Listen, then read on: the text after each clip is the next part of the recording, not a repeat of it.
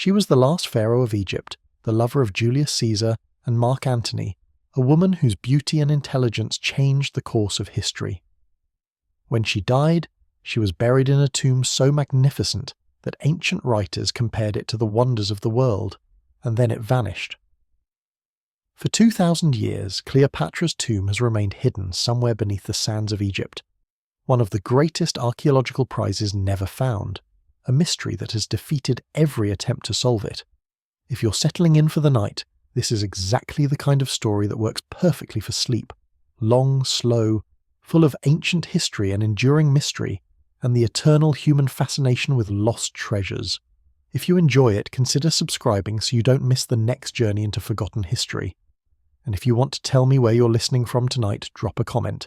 I love knowing that someone in Cairo and someone in London and someone on the other side of the world are all drifting off to the same ancient mystery together. Now let's go back more than 2,000 years, to a time when Egypt was the richest kingdom in the Mediterranean world, when Alexandria was the greatest city on earth, and when a young queen named Cleopatra was fighting to hold on to her throne against enemies both foreign and domestic. Cleopatra VII Philopator was born in 69 BCE, the daughter of Ptolemy XII, a descendant of one of Alexander the Great's generals who had seized Egypt after Alexander's death. The Ptolemaic dynasty had ruled Egypt for nearly 3 centuries by the time Cleopatra was born, Greek monarchs governing an ancient Egyptian civilization, maintaining the traditions of the pharaohs while speaking Greek and embracing Hellenistic culture. They were foreigners who had become Egyptian, or Egyptians who remained foreign, depending on how you looked at it. Cleopatra was different from her predecessors in at least one crucial way: she learned Egyptian. While earlier Ptolemies had ruled through translators, never bothering to learn the language of their subjects, Cleopatra spoke Egyptian fluently, along with Greek, Latin, and reportedly several other languages. This linguistic ability was more than a personal accomplishment. It was a political statement, a signal that she intended to rule as a true pharaoh, not merely as a foreign queen.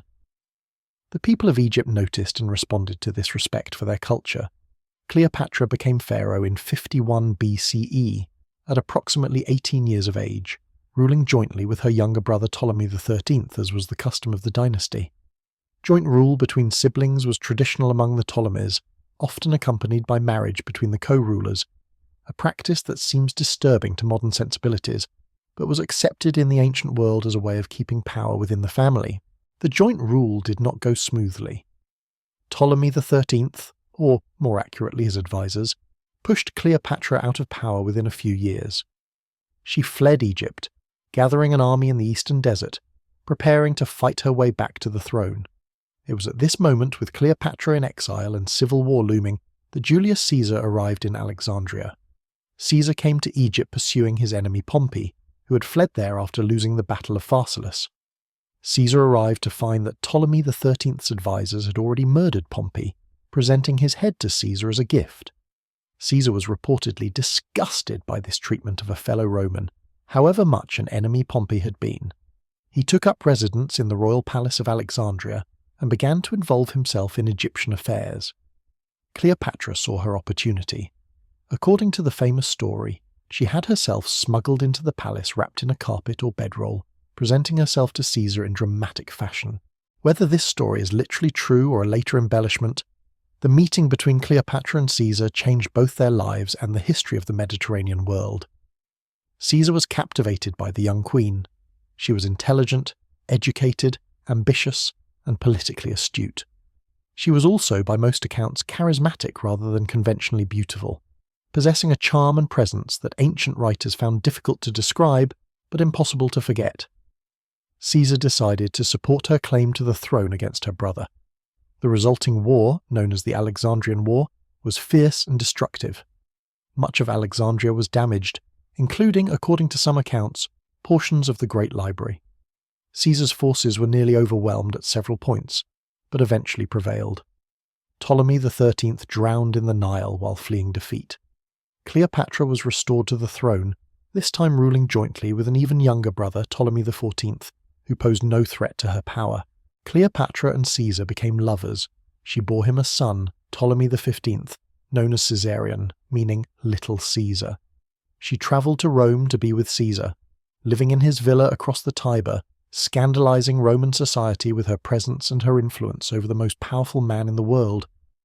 She was in Rome when Caesar was assassinated on the Ides of March, 44 BCE, stabbed to death by senators who feared his growing power. Cleopatra fled back to Egypt after Caesar's death, her position suddenly precarious without her protector. Her brother and co-ruler Ptolemy XIV died shortly after their return, possibly poisoned on Cleopatra's orders, and she elevated her young son Caesarion to co-ruler in his place. She was now the effective sole ruler of Egypt, mother of Caesar's only acknowledged son, watching from afar as Rome tore itself apart in civil war over Caesar's legacy. The civil war eventually resolved into a division of the Roman world between two men: Octavian, Caesar's adopted son and heir, who controlled the western provinces, and Mark Antony, Caesar's former lieutenant, who controlled the east. Antony summoned Cleopatra to meet him at Tarsus in 41 BCE, ostensibly to answer questions about her loyalty during the recent conflicts. Cleopatra arrived in spectacular fashion, sailing up the river in a golden barge with purple sails, dressed as the goddess Aphrodite, attended by boys dressed as cupids fanning her with ostrich feathers. She understood the power of spectacle and used it ruthlessly. Antony was conquered as surely as Caesar had been. The relationship between Cleopatra and Mark Antony would last more than a decade and produce 3 children. It was a political alliance as much as a romantic one, with Cleopatra providing the wealth of Egypt to support Antony's military campaigns, while Antony provided protection against Rome's growing appetite for Egyptian territory. But it was also, by all accounts, a genuine love match, passionate and tempestuous, celebrated and condemned throughout the ancient world. Antony granted Cleopatra territories that expanded her kingdom significantly, restoring lands that had once belonged to the Ptolemies. He acknowledged the children she bore him and eventually married her according to Egyptian rites, though he was already married to Octavian's sister by Roman law. This bigamy, along with his increasingly Eastern orientation and his grants of Roman territory to a foreign queen, gave Octavian the ammunition he needed to turn Roman public opinion against his rival. The final conflict between Antony and Octavian came in 31 BCE at the naval battle of Actium off the coast of Greece. Cleopatra was present with the Egyptian fleet, and when the battle turned against them, she fled for Egypt with Antony following. Their forces collapsed behind them, soldiers and allies deserting to Octavian in waves. By the following year, Octavian had invaded Egypt itself, and Antony and Cleopatra were trapped in Alexandria with no hope of relief. What happened next is recounted by ancient historians with varying details but consistent themes. Antony received false news that Cleopatra had killed herself and fell on his own sword. Mortally wounded, he learned that Cleopatra was actually still alive and had himself carried to her. He died in her arms, the last of the great Roman generals of the Civil War era, defeated not in battle but by the political genius of his rival. Cleopatra survived Antony by only a few days. Octavian entered Alexandria and took her prisoner, intending to bring her to Rome in triumph, to be paraded through the streets as a captive queen before the Roman mob. Cleopatra could not bear this humiliation. She'd negotiated with Octavian, trying to secure the future of her children and her dynasty, but once she realized that nothing would prevent her public degradation, she chose death instead. The manner of Cleopatra's death has become legendary. According to the traditional account, she died from the bite of an asp, a venomous snake that she either concealed in a basket of figs or had smuggled to her by a loyal servant.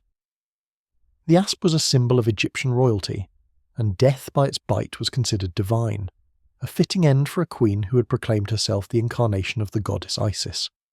Modern scholars have questioned whether an asp could actually have killed her in the manner described, but the image of Cleopatra with the serpent has proven indelible, reproduced in countless paintings and sculptures over the centuries.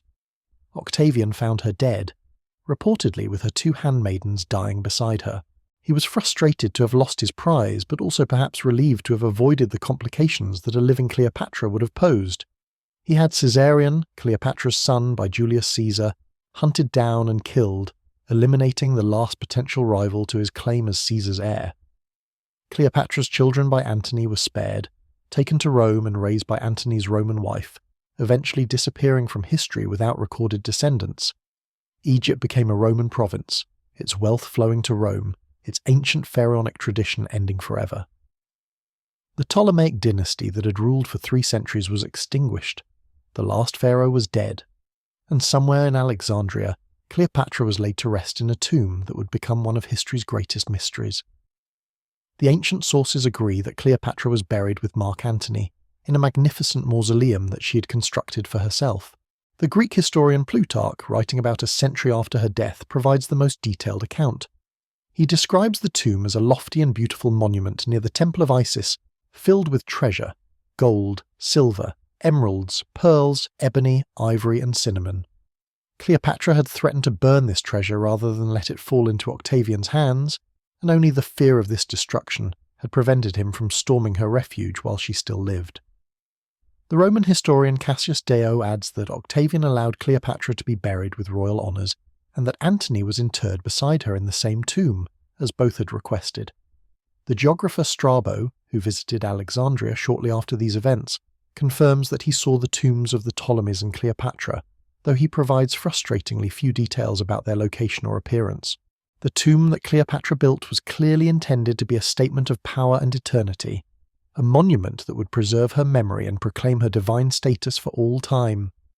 Egyptian royal tombs were traditionally filled with goods that the deceased would need in the afterlife, and Cleopatra, who had embraced Egyptian religion and presented herself as the living Isis, would have followed this tradition. The treasure that Plutarch describes was not merely wealth, but provision for eternity, sacred objects that would accompany the queen into the next world. But where was this tomb? The ancient sources place it in Alexandria, near a temple of Isis, but Alexandria was a vast city, and there were multiple temples of Isis within its walls. The tomb was apparently still visible and visitable in the 1st century CE, when Plutarch's sources would have been able to see it. But at some point after that, knowledge of its location was lost. The tomb simply disappeared from the historical record, buried by time, conquest, and the physical transformation of Alexandria itself. Alexandria suffered many disasters over the centuries following Cleopatra's death.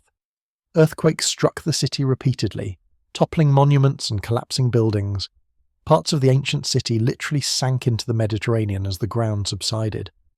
The great harbour where Cleopatra's fleet had anchored disappeared beneath the waves, along with palaces, temples, and residential districts. Tsunamis generated by earthquakes washed over the coastal areas, destroying and burying what remained. The city was conquered multiple times, by the Palmyrins in the 3rd century, by the Persians in the 7th century, by the Arabs who made Egypt an Islamic land. Each conquest brought destruction and rebuilding, new construction on top of old ruins, the gradual erasure of the Ptolemaic city beneath the medieval and modern one, the great library of Alexandria, the Pharos lighthouse, the palaces of the Ptolemies, all vanished over time, their locations becoming matters of scholarly debate rather than known facts. Cleopatra's tomb vanished along with them, one more lost monument in a city full of lost monuments. The systematic search for Cleopatra's tomb began in the modern era, when European archaeologists started excavating in Egypt. They found the tombs of pharaohs in the Valley of the Kings, the treasures of Tutankhamun, the temples of Karnak and Luxor. But Alexandria proved more difficult to excavate than the desert sites of Upper Egypt. The ancient city lay beneath a modern city, beneath apartment buildings and mosques and streets full of traffic. Underwater archaeology revealed portions of the submerged royal quarter, including colossal statues and architectural fragments. But the tomb of Cleopatra remained elusive. Various theories have been proposed about the tomb's location. Some researchers believe it lies beneath the modern city, inaccessible beneath buildings that cannot be demolished for archaeological purposes. Others believe it was destroyed in one of the many earthquakes or tsunamis that struck Alexandria, its treasures scattered and its structure collapsed beyond recognition.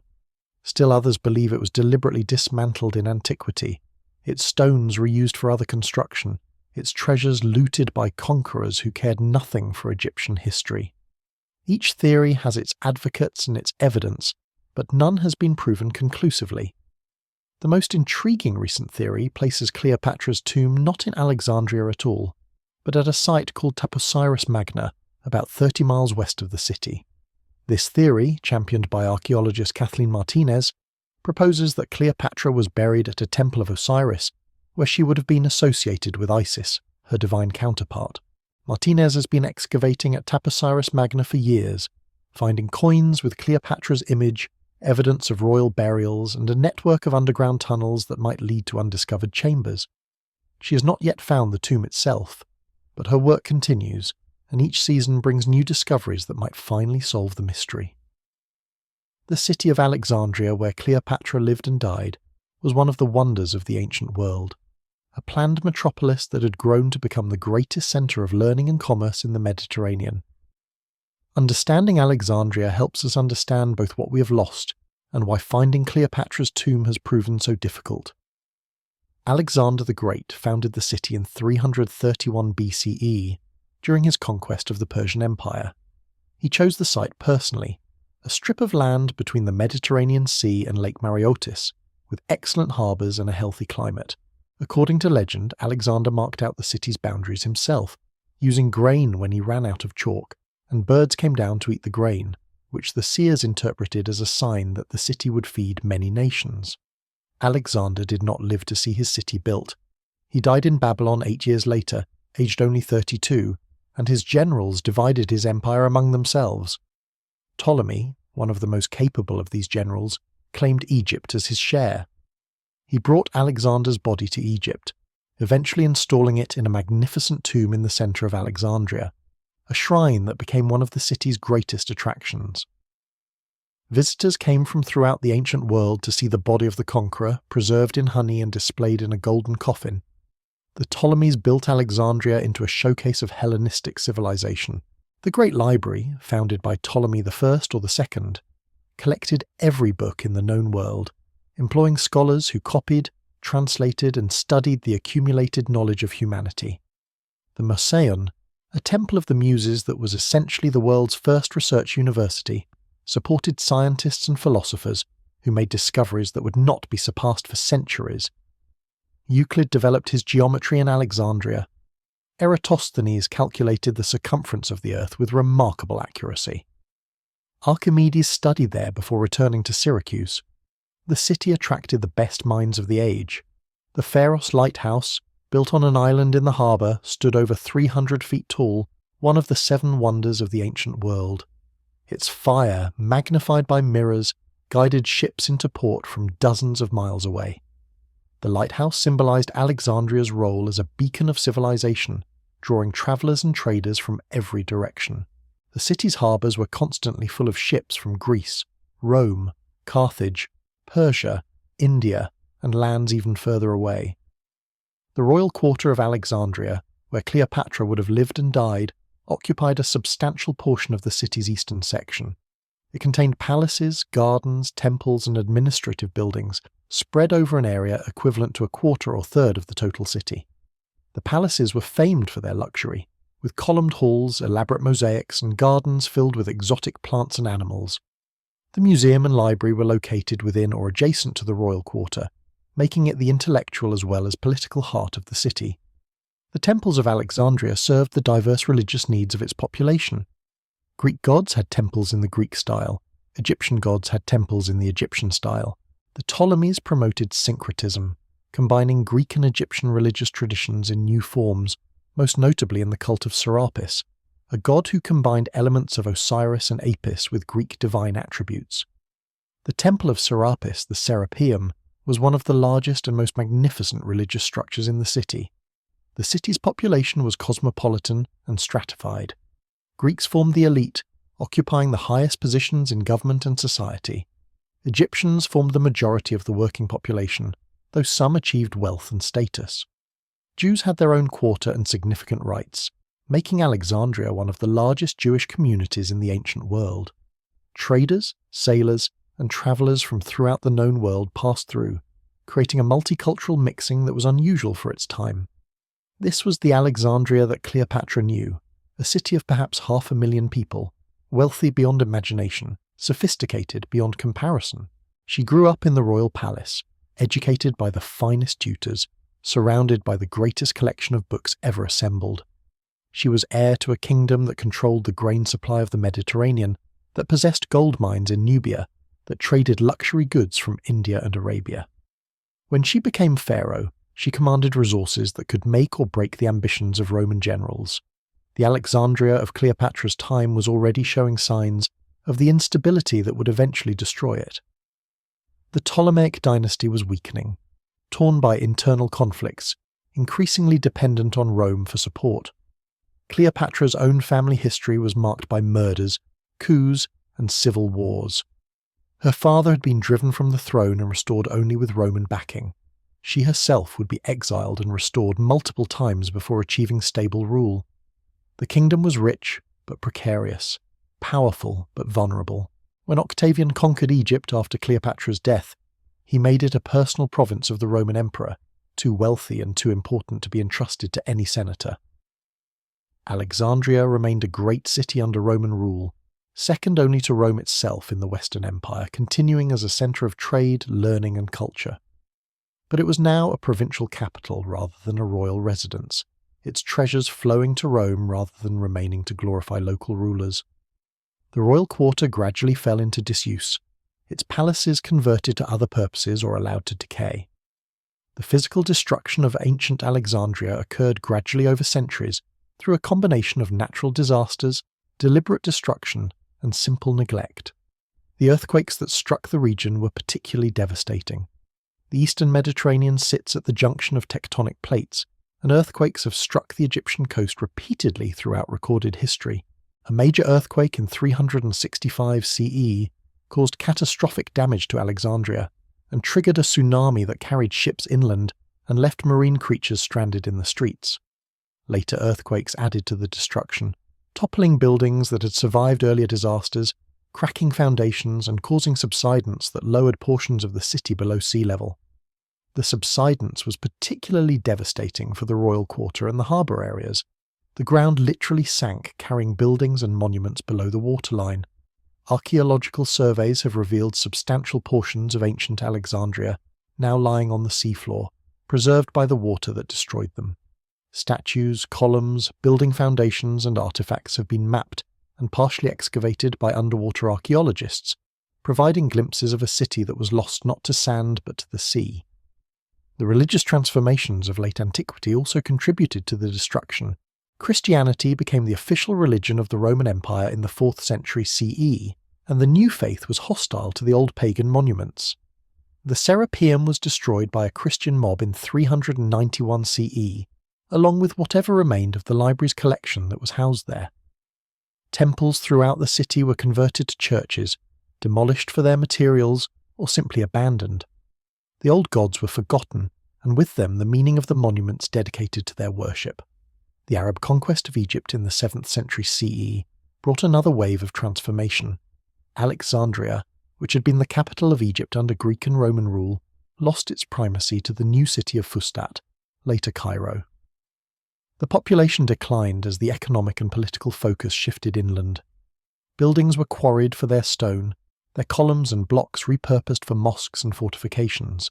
The Great Lighthouse, already damaged by earthquakes, was gradually dismantled, its materials used to build a fortress on the same site. By the medieval period, the ancient city of Alexander and the Ptolemies had essentially ceased to exist as a physical presence. Through all these transformations, the tomb of Cleopatra disappeared. Perhaps it was destroyed in one of the earthquakes, collapsing into rubble that was later cleared away or built over. Perhaps it sank beneath the sea along with the royal quarter, lying somewhere on the seafloor awaiting discovery. Perhaps it was demolished by Christians or Muslims who objected to its pagan associations. Perhaps it was looted in one of the many sacks and conquests the city endured, its treasures scattered, its location forgotten. We simply do not know when or how the tomb was lost, only that by the time modern archaeology developed an interest in finding it, no one had any idea where it might be. The search for Cleopatra's tomb is complicated by the fact that we are not entirely certain what we are looking for. Ancient Egyptian royal tombs took many forms, from the great pyramids of the Old Kingdom to the rock-cut tombs of the Valley of the Kings to the temple complexes of later periods. The Ptolemies, as Greeks ruling Egypt, developed their own funerary traditions that combined Greek and Egyptian elements. Earlier, Ptolemies were buried in a communal mausoleum in Alexandria, their bodies displayed for veneration like that of Alexander himself. By Cleopatra's time, the tradition may have evolved, and her tomb may have been a separate structure rather than part of the family mausoleum. Plutarch's description suggests a freestanding monument near a temple of Isis, which could mean any of several locations in Alexandria or its environs. The association with Isis is significant because Cleopatra closely identified herself with that goddess. Isis was the divine mother, the faithful wife, the powerful queen. She had searched for and reassembled the body of her husband Osiris after his murder. She had protected her son Horus until he was strong enough to avenge his father. Cleopatra presented herself as the living Isis, especially in her relationship with Antony, whom she cast as Osiris or Dionysus. A tomb associated with Isis would reinforce this identification, proclaiming Cleopatra's divine status for eternity. The Temple of Isis on the island of Philae, far to the south at Egypt's border with Nubia, became one of the last centres of ancient Egyptian religion, surviving until the 6th century CE. But there were temples of Isis throughout Egypt, including several in Alexandria itself. The ancient sources do not specify which temple stood near Cleopatra's tomb, leaving modern researchers to guess based on incomplete evidence. The treasures that Cleopatra reportedly gathered in her tomb would have been substantial by any measure. Egypt controlled gold mines in Nubia that had supplied pharaohs for millennia. The Ptolemies had accumulated 3 centuries of wealth through trade, taxation, and conquest. Cleopatra herself had received lavish gifts from both Caesar and Antony. The tomb's contents would have included gold and silver in great quantities, precious stones, fine textiles, exotic materials like ivory and incense, and the ritual objects necessary for Egyptian funerary practice. If the tomb survived intact, it would be one of the richest archaeological finds in history, comparable to or exceeding the treasures of Tutankhamun. The woman we are seeking to find was far more than a romantic figure in a tragic love story. Cleopatra was a ruler of exceptional ability, a politician who navigated the most dangerous waters of ancient geopolitics for more than 20 years, a scholar who wrote books and patronized learning, a mother who fought to secure the future of her children and her dynasty. Understanding who Cleopatra really was helps us appreciate why her tomb remains an object of such fascination 2 millennia after her death. The ancient sources that describe Cleopatra were almost entirely written by her enemies, or by writers who relied on hostile Roman accounts. The Romans had every reason to demonize her, to portray her as a seductress who had corrupted their great men, a foreign queen who had threatened to make Rome subject to the decadent East. The real Cleopatra was far more complex than this propaganda allowed. She was highly educated, having received the finest instruction available in the ancient world. She read and wrote in multiple languages and was reportedly able to converse with foreign ambassadors without interpreters. She studied philosophy, rhetoric, and science at the Museum of Alexandria. Some ancient sources credit her with writing books on cosmetics, weights and measures, and other subjects, though none of these works survive. Her learning was practical as well as theoretical. She understood economics, personally overseeing Egypt's finances and monetary policy. She understood military affairs, commanding fleets and armies in her own right. She understood diplomacy, negotiating with Romans, Parthians, and neighbouring kingdoms, with skill that kept Egypt independent far longer than might have been expected. Cleopatra's political situation was extraordinarily difficult from the beginning of her reign. She inherited a kingdom that was wealthy but weakened, surrounded by the expanding power of Rome, riven by internal conflicts between Greek and Egyptian populations, between royal family members competing for power, between the crown and the powerful priesthoods and bureaucracies that actually administered the country. Lesser rulers had lost their thrones to such pressures. Cleopatra held on, and even expanded her territory through a combination of intelligence, charm, ruthlessness, and sheer determination. Her relationships with Caesar and Antony were certainly romantic, but they were also strategic alliances essential to Egypt's survival. Without Roman protection, Egypt would have been absorbed into the Roman Empire decades before it actually was. Cleopatra purchased that protection with Egyptian wealth and with her own person, but she always remained an independent sovereign, never a Roman subject. She extracted concessions from both men that increased her power and that of her children. She was using them at least as much as they were using her. The children Cleopatra bore were central to her political strategy. Caesarion, her son by Julius Caesar, was proclaimed co-ruler of Egypt and presented as the legitimate heir to Caesar's legacy, a direct threat to Octavian's claim to be Caesar's true successor. The twins she bore, Antony, Alexander Helios, and Cleopatra Selene were given royal titles and promised kingdoms in the east. Her youngest son by Antony, Ptolemy Philadelphus, received similar honours. Cleopatra was building a dynasty that would rule not just Egypt, but a substantial portion of the known world, with her children and their descendants controlling territories from Libya to Parthia. This dynastic ambition was one of the main reasons Rome turned against her. The nations of Alexandria, in which Antony granted eastern territories to Cleopatra and their children, outraged Roman public opinion. The territories were Roman conquests or Roman allies, and Antony had no right to give them away. More threatening still was the implication that Caesar's true heir was Caesarion, the son Cleopatra had borne him, rather than Octavian, who was merely an adopted great-nephew. If this claim were accepted, the entire political settlement that had emerged from Caesar's assassination would be overturned. Octavian skillfully exploited these fears, casting the coming war not as a conflict between Roman factions, but as a defence of Rome against foreign conquest. The war was declared not against Antony, but against Cleopatra personally, as if she were the aggressor threatening Roman liberty, rather than a queen defending her kingdom against Roman expansion. This propaganda was enormously effective, rallying Italy behind Octavian and isolating Antony from potential supporters. The image of Cleopatra as a dangerous seductress who had enslaved Roman generals served Octavian's purposes perfectly. The physical appearance of Cleopatra has been debated for centuries.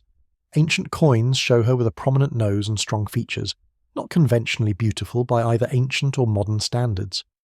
Roman writers emphasize her charm and conversation rather than her physical appearance, suggesting that her attraction lay in her personality and intelligence rather than her face. Plutarch explicitly states that her beauty was not remarkable in itself, but that her presence and her speech were irresistible.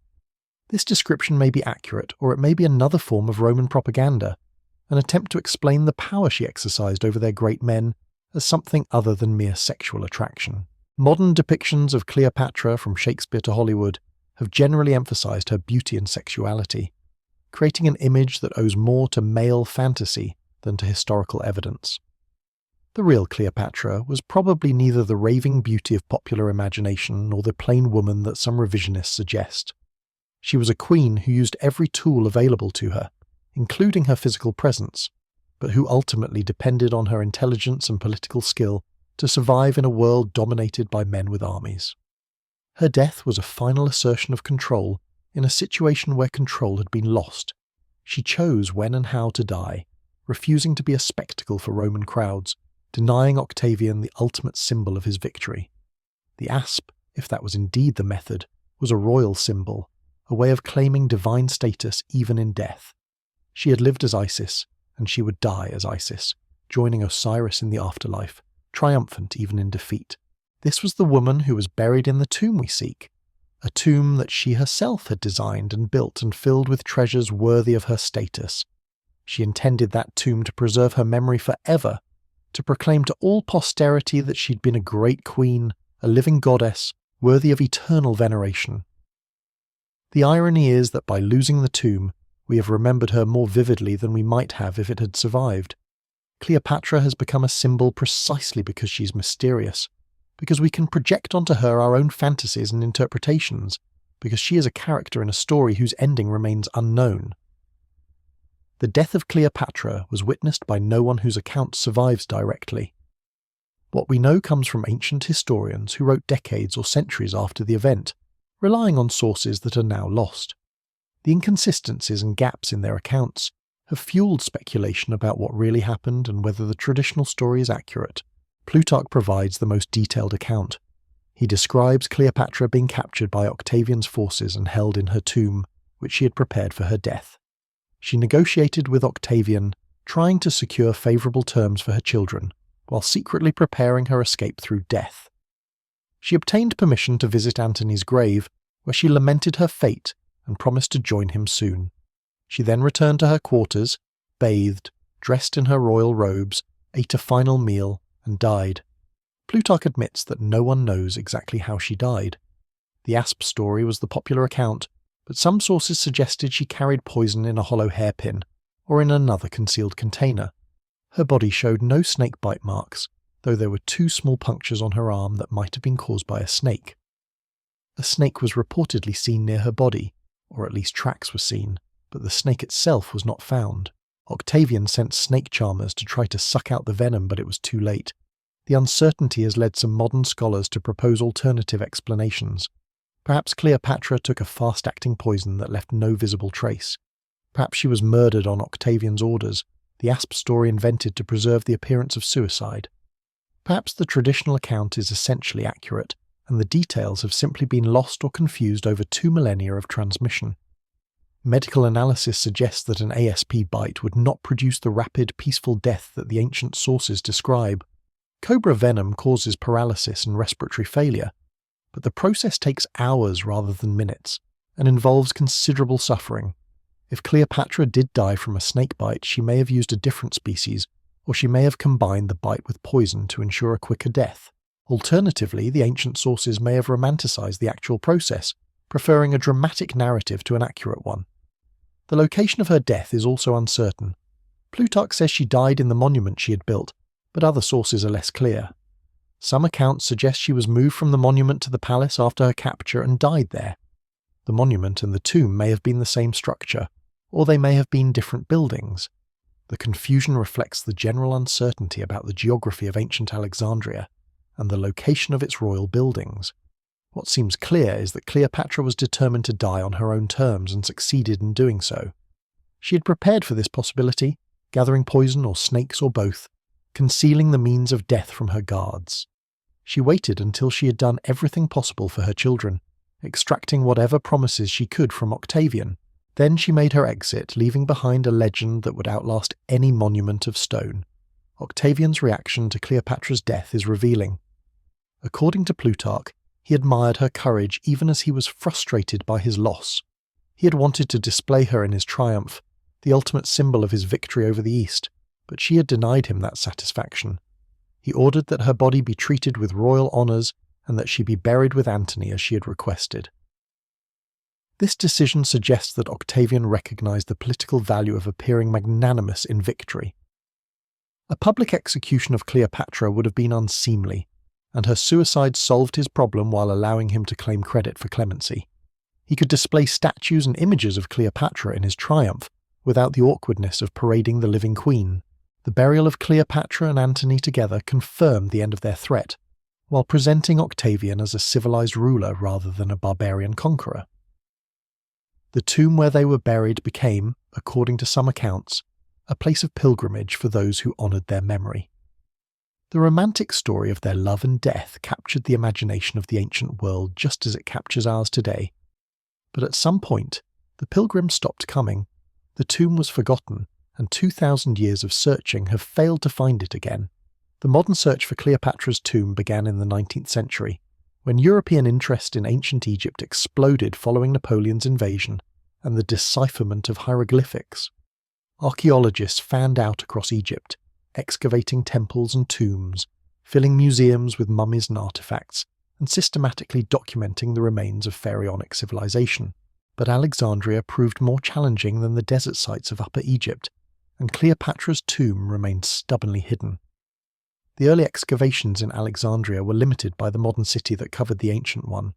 Unlike Luxor or Giza, where ancient monuments stood in relative isolation, Alexandria was a living city with hundreds of thousands of inhabitants, buildings covering every inch of ground, streets and utilities running everywhere. Excavation required demolishing modern structures, relocating residents, and working in cramped conditions with a constant threat of collapse. The results were fragmentary, revealing tantalizing glimpses of the ancient city, but never the major monuments that made Alexandria famous.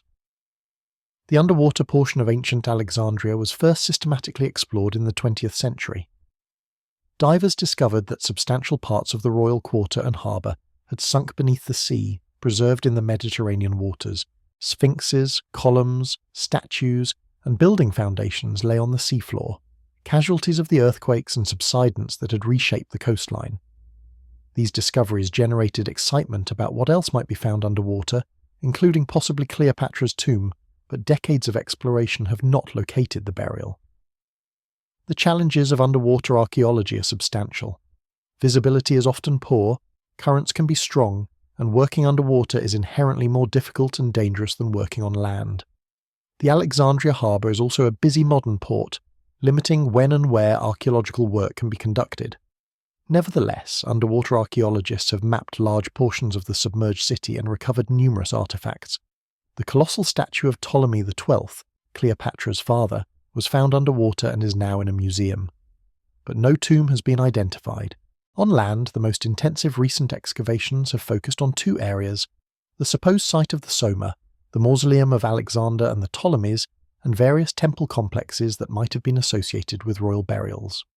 The Soma has never been definitively located, though various candidates have been proposed. If the Ptolemaic royal burials were located with or near Alexander's tomb, then Cleopatra's tomb might be in the same area, assuming she was buried according to family tradition.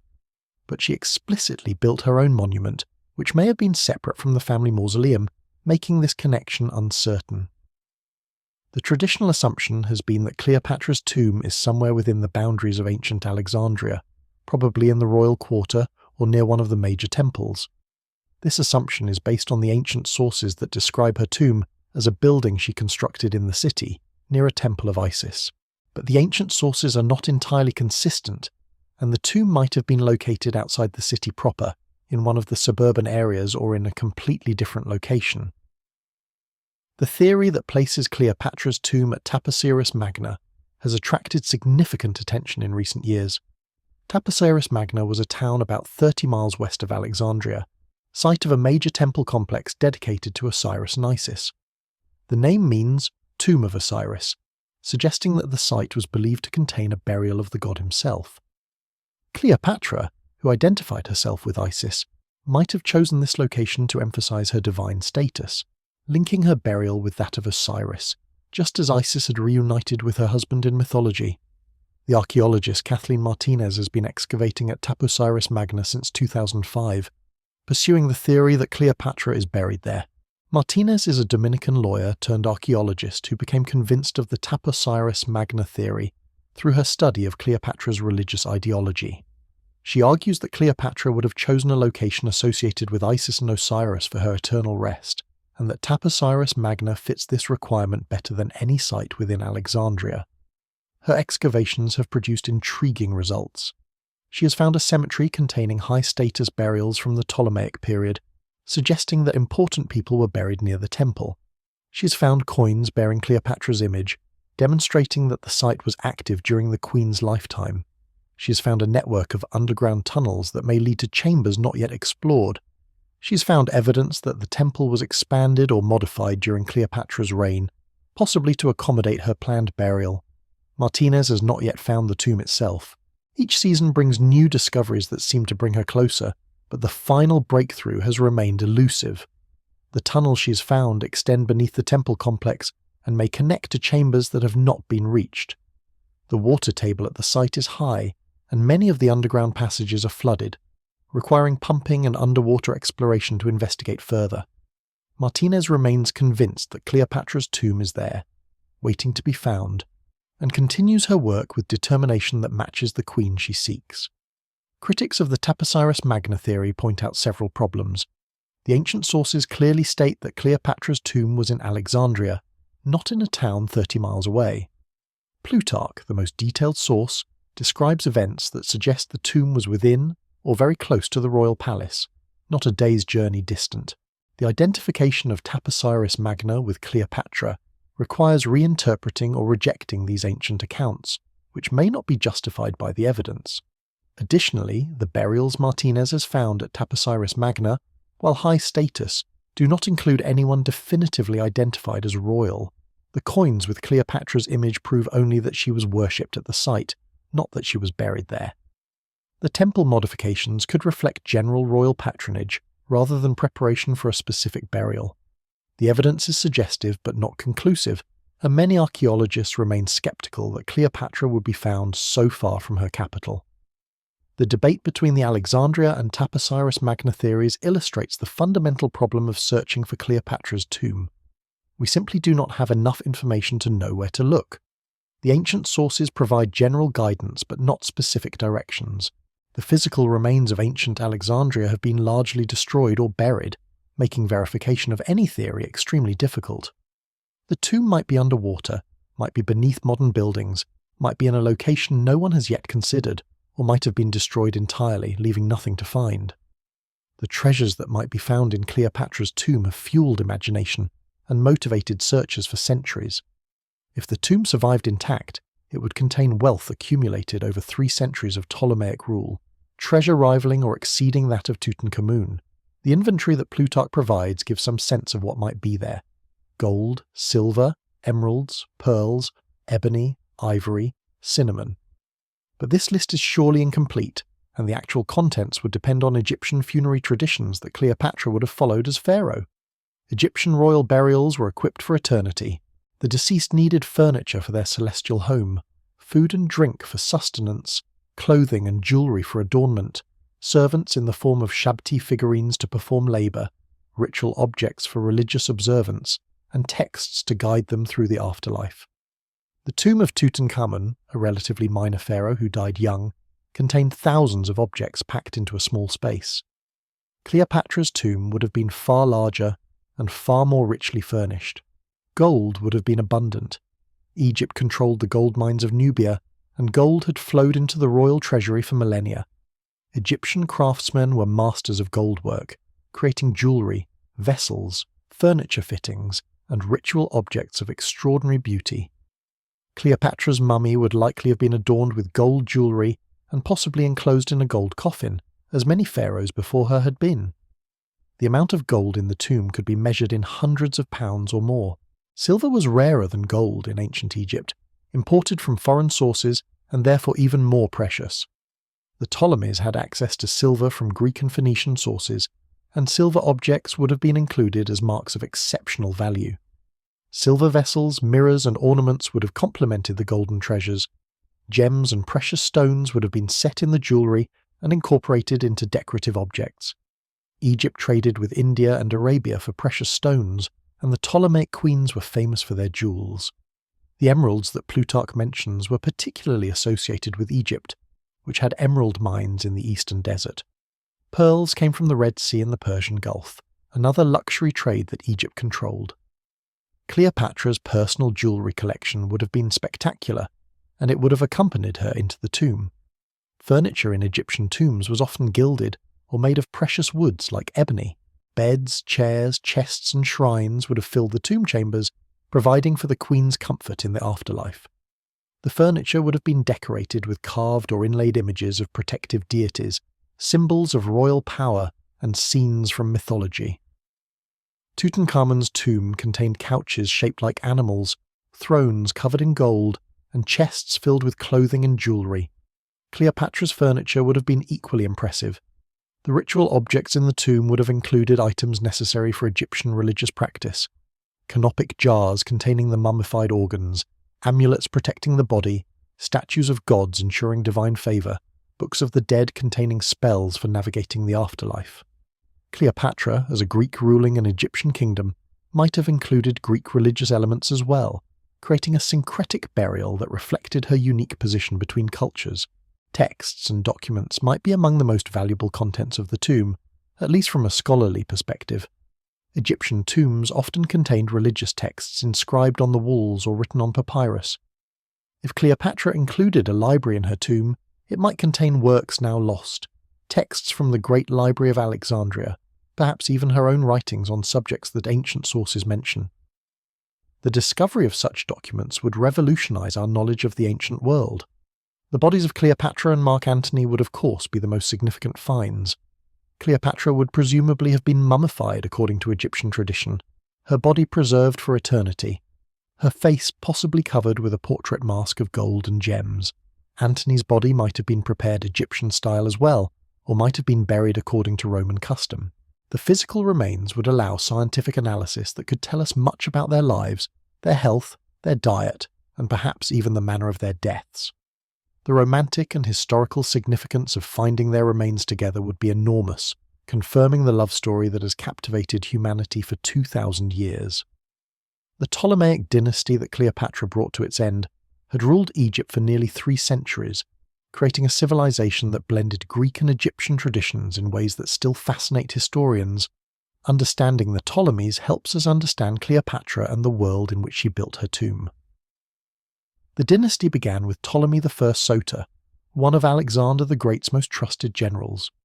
When Alexander died in 323 BCE, his empire was divided among his generals in a series of wars that lasted decades.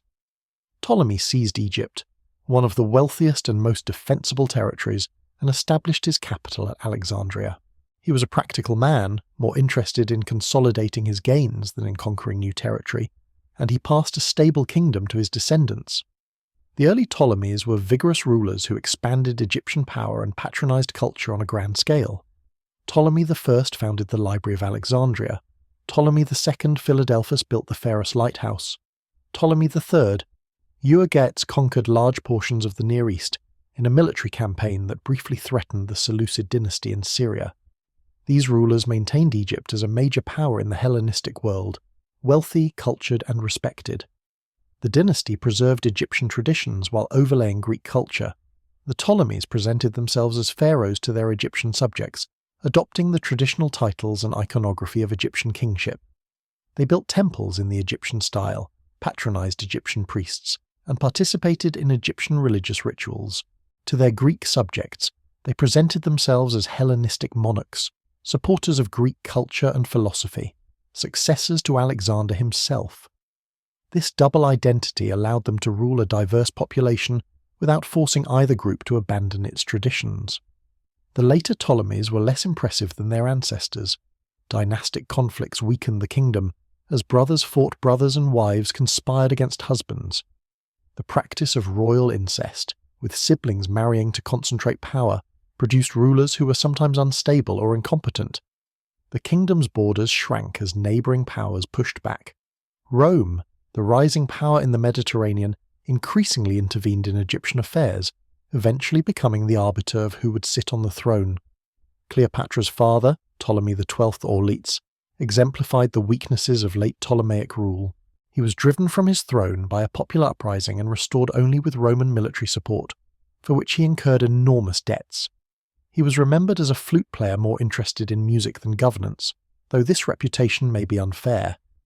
He did manage to pass the throne to his children, which was no small accomplishment in a dynasty marked by frequent usurpations. Cleopatra inherited a kingdom that was still fabulously wealthy, but politically weak. Egypt's agricultural wealth, based on the annual flooding of the Nile, was unmatched in the ancient world. The Ptolemies had developed this wealth systematically, controlling the grain trade, taxing production, and building an economy that funded their ambitions. But political independence required more than wealth. It required military power that Egypt no longer possessed, diplomatic skill that could navigate between stronger states, and legitimacy that could unite a diverse population behind the throne. Cleopatra possessed all of these qualities in greater measure than any of her recent predecessors. She was the first Ptolemy in generations who could be called a truly capable ruler. She spoke Egyptian, winning the loyalty of the native population as no Greek ruler before her had done.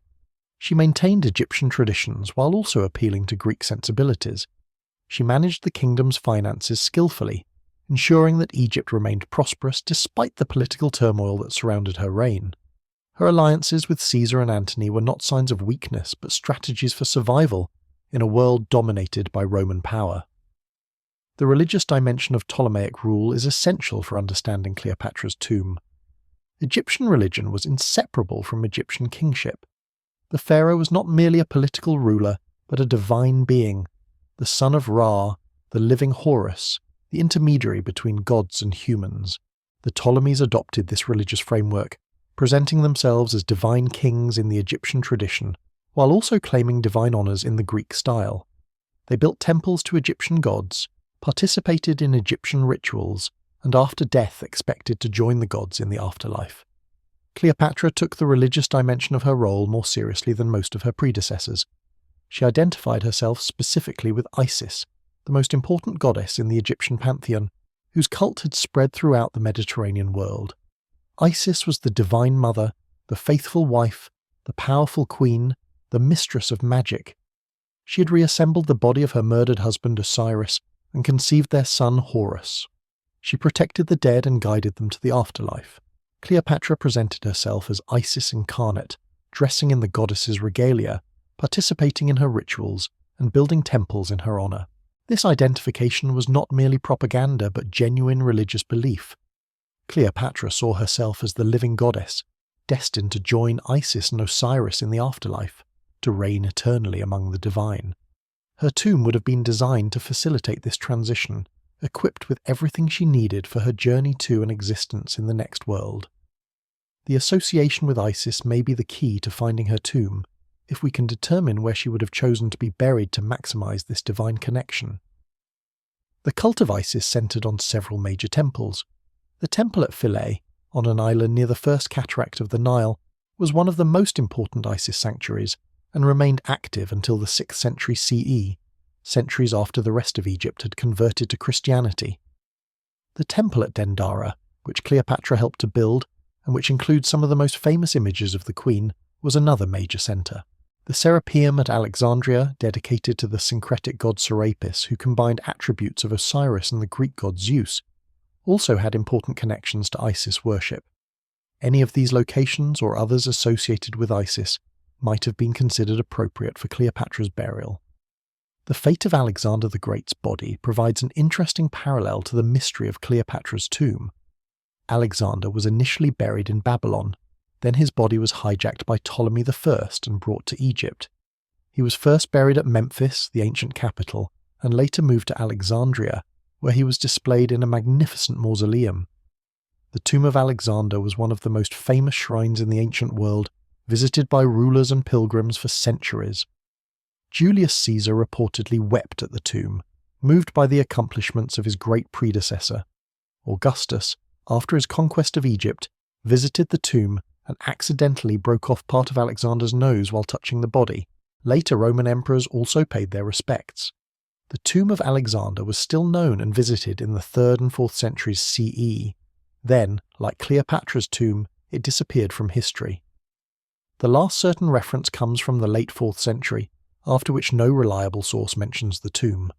It may have been destroyed in the religious conflicts of late antiquity, when Christians targeted pagan shrines. It may have been damaged by earthquakes and subsided beneath the sea. It may have been deliberately hidden to protect it from desecration. We simply do not know what happened to one of the most famous burials in history. The search for Alexander's tomb has been nearly as intensive as the search for Cleopatra's, with even less success. Numerous theories have been proposed, from locations within Alexandria to sites elsewhere in Egypt, to the fantastic claim that Alexander's body was removed to Venice and now rests in the Church of San Marco. None of these theories has been proven, and Alexander's remains, like Cleopatra's, remain among the great lost treasures of antiquity.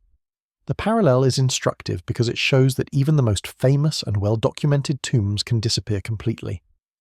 Alexandria's transformation over 2 millennia was so comprehensive that monuments known to millions have vanished without a trace. If Alexander's tomb, visited by emperors and maintained for centuries, could be lost, then Cleopatra's tomb, perhaps smaller and less frequented, could certainly have met the same fate. The possibility that both tombs were destroyed rather than merely hidden must be seriously considered. The question of whether Cleopatra's tomb survives at all is central to any search. If the tomb was destroyed in antiquity, looted and demolished by conquerors or religious fanatics, then there may be nothing left to find. If it was buried by earthquake debris or submerged by subsidence, its contents might have been damaged or scattered by the same forces that concealed it. Even if the tomb's structure survived, centuries of water infiltration could have destroyed organic materials like papyrus and textiles, leaving only the most durable items intact.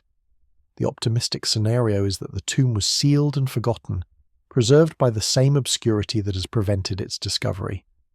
Egyptian tombs in the Valley of the Kings survived for 3,000 years because they were hidden in a remote desert valley and covered by debris from flash floods. If Cleopatra's tomb is similarly hidden, beneath the streets of modern Alexandria or beneath the sands west of the city, it might be intact, waiting for the archaeologist who finally finds the right spot to dig. This possibility drives the search forward, sustaining hope despite decades of failure. The life of Mark Antony, who lies buried beside Cleopatra, deserves telling as part of this story. He was one of the greatest Roman generals of his age, a man who might have ruled the world if his fortunes had turned differently.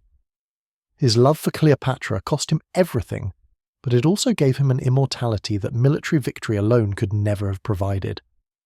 Marcus Antonius was born around 83 BCE into a prominent Roman family. His grandfather had been a famous orator, his father a military commander. Antony received the education typical of Roman aristocrats, studying rhetoric and literature, learning the arts of war and politics that were essential for Roman public life. He was physically impressive, tall and strong, with a face that ancient writers compared to depictions of Hercules. He consciously cultivated this resemblance, claiming descent from the demigod and wearing his beard in the Herculean style. Antony's early career was marked by military success and political alliance with Julius Caesar. He served under Caesar in Gaul, distinguishing himself in the brutal campaigns that conquered the region. He became one of Caesar's most trusted lieutenants, commanding armies, governing provinces, and representing Caesar's interests in Rome during his frequent absences. When civil war broke out between Caesar and Pompey, Antony was at Caesar's side, sharing in the victory that made Caesar master of the Roman world. After Caesar's assassination, Antony emerged as one of the leading figures in the struggle for power that followed. He delivered the famous funeral oration that Shakespeare immortalized, turning public opinion against the assassins and driving them from Rome. He formed the second triumvirate with Octavian and Lepidus, dividing the Roman world among themselves and proscribing their enemies in a bloodbath that claimed thousands of lives. At Philippi in 42 BCE, Antony led the forces that destroyed the armies of Brutus and Cassius, avenging Caesar's death and eliminating the last significant opposition to the triumvirs. The division of the empire after Philippi gave Antony the eastern provinces, including the wealthy lands of Asia Minor, Syria and Egypt. Octavian received the west, including Italy itself. Lepidus, the weakest of the three, received Africa and would soon be pushed aside entirely. The division seemed favourable to Antony at the time. The east was richer than the west, with older civilizations, greater populations and more established wealth. But the west included Rome itself, the centre of political legitimacy, and Octavian proved more skilled at political manoeuvring than Antony had anticipated. Antony's summons to Cleopatra came in the context of this eastern command. He needed Egyptian wealth to finance his planned campaigns against Parthia, Rome's great eastern rival. Cleopatra needed Roman protection to secure her throne. Their meeting at Tarsus was political business wrapped in romantic spectacle, a negotiation between two rulers who found that their interests and their desires aligned. Antony had been married multiple times before meeting Cleopatra. His first wife Fadia was the daughter of a freedman, a union that embarrassed his aristocratic family. His second wife Antonia was his cousin, whom he divorced for alleged adultery. His third wife Fulvia was a formidable woman who raised armies and fought battles on his behalf, dying while Antony was with Cleopatra. His fourth wife was Octavia, sister of Octavian, a marriage designed to cement the alliance between the triumvirs. This last marriage was the one that caused the most trouble when Antony abandoned Octavia for Cleopatra. The abandonment of Octavia was more than a personal insult to Octavian. It was a public repudiation of the alliance between the triumvirs, a signal that Antony had chosen the East over Rome, a foreign queen over a Roman wife. Octavian exploited this decision ruthlessly in his propaganda, portraying Antony as a traitor to Roman values, a man who had been seduced and corrupted by an Eastern enchantress. The image was unfair, but it was effective, and it helped turn Roman public opinion decisively against Antony. Antony's military campaigns in the east were less successful than his earlier exploits. His invasion of Parthia in 36 BCE ended in disaster, with his army suffering terrible losses from enemy attacks and the harsh terrain. He recovered from this setback, conquering Armenia and planning new campaigns, but the Parthian failure damaged his reputation and encouraged his enemies. The resources he had hoped to gain from Eastern conquest never materialized, leaving him dependent on Egyptian wealth and Egyptian support. The donations of Alexandria in 34 BCE were Antony's most provocative act, the one that made war with Octavian inevitable. In an elaborate ceremony, Antony distributed eastern territories to Cleopatra and their children, proclaiming Caesarion as the legitimate heir of Julius Caesar and claiming for Cleopatra the title Queen of Kings. These acts challenged Octavian's position as Caesar's adopted son, threatened to alienate Roman territory to foreign rulers, and provided Octavian with all the justification he needed for war. The final war came in 32 to 31 BCE. culminating in the naval Battle of Actium. Antony's forces were substantial but divided, his allies uncertain, his position complicated by the presence of Cleopatra and the Egyptian fleet. When the battle turned against him, he followed Cleopatra's retreating ships, abandoning the engagement and his army. The reasons for this decision have been debated for 2 millennia. Did he lose his nerve? Was he following a prearranged plan? Did he simply choose Cleopatra over victory? Whatever the reason, the result was catastrophic. His forces collapsed, his allies defected, and within a year Octavian had invaded Egypt and cornered the lovers in Alexandria. Antony's death followed the pattern of Roman nobles who chose suicide over surrender. When he received false news of Cleopatra's death, he stabbed himself with his sword, a Roman death for a Roman general. The wound was not immediately fatal, and when he learned that Cleopatra still lived, he had himself carried to her, dying in her arms after final words that the ancient sources have preserved in various versions. His body was prepared for burial by Cleopatra, who would join him within days. The bodies of Antony and Cleopatra lying together in her tomb would represent one of history's great love stories made physical. The romantic narrative that has surrounded them for 2,000 years would gain a tangible reality if their remains were found. Scientists could examine their bones and teeth, learning about their health and diet, perhaps even extracting DNA that could confirm their identities. We might learn their actual ages at death, whether they suffered from diseases or injuries, how they were prepared for burial. The mummies, if they were mummified, might preserve their features, allowing us to see the faces that launched 1,000 stories. The physical relationship between the 2 bodies in the tomb would itself be significant. Were they placed side by side as equals, or was one positioned to show precedence? Did Cleopatra, as the ruling monarch, receive more elaborate treatment than Antony, the foreign consort? Were they buried simultaneously, or was Antony's body prepared first and Cleopatra's added later? These details would tell us about how the Egyptians who conducted the burial understood the relationship between the 2 rulers. The condition of the bodies, if found, would depend heavily on how they were prepared and how well the tomb has protected them. Egyptian mummification, when done properly, could preserve bodies for millennia, as the mummies of pharaohs attest. But mummification required careful preparation, removal of internal organs, treatment with natron and resins, and wrapping in linen bandages. The process took 70 days and required skilled practitioners. Whether Cleopatra's body received proper mummification, given the political chaos of her final days, is uncertain. Antony's body presents additional questions. He was a Roman, and Romans typically cremated their dead rather than preserving them. Would Egyptian practitioners have known how to mummify his body, or would they have improvised? Would Cleopatra have insisted on Egyptian treatment for her lover, or would she have respected Roman customs? If Antony was cremated, only his ashes and bones would remain. If he was mummified Egyptian style, his body might be preserved as completely as any pharaoh's. The grave goods buried with them would reflect their hybrid cultural identities. Cleopatra would presumably have been equipped with Egyptian funerary objects, the canopic jars and amulets and shabti figurines that every pharaoh needed for the afterlife. But she might also have included Greek items, philosophical texts or artistic objects that reflected her Hellenistic education. Antony might have been buried with Roman military equipment, his armour and weapons and insignia of rank, or he might have been equipped entirely in Egyptian style. The mixture of objects would illuminate the cultural synthesis that their relationship represented. The location of the tomb within whatever structure contained it would be significant. Egyptian royal tombs were often complex structures, with multiple chambers serving different purposes. Antechambers contained offerings and guardian statues. Burial chambers held the sarcophagi and the most sacred objects. Treasury rooms stored the wealth that the deceased would need in the afterlife. The arrangement of chambers and the distribution of objects within them followed religious principles that archaeologists have learned to interpret. Cleopatra's tomb would presumably follow some version of these principles, adapted to her particular circumstances and beliefs. The entrance to the tomb would be of particular interest. Egyptian tombs were designed to be sealed after burial, protecting the contents from tomb robbers who were an ancient problem.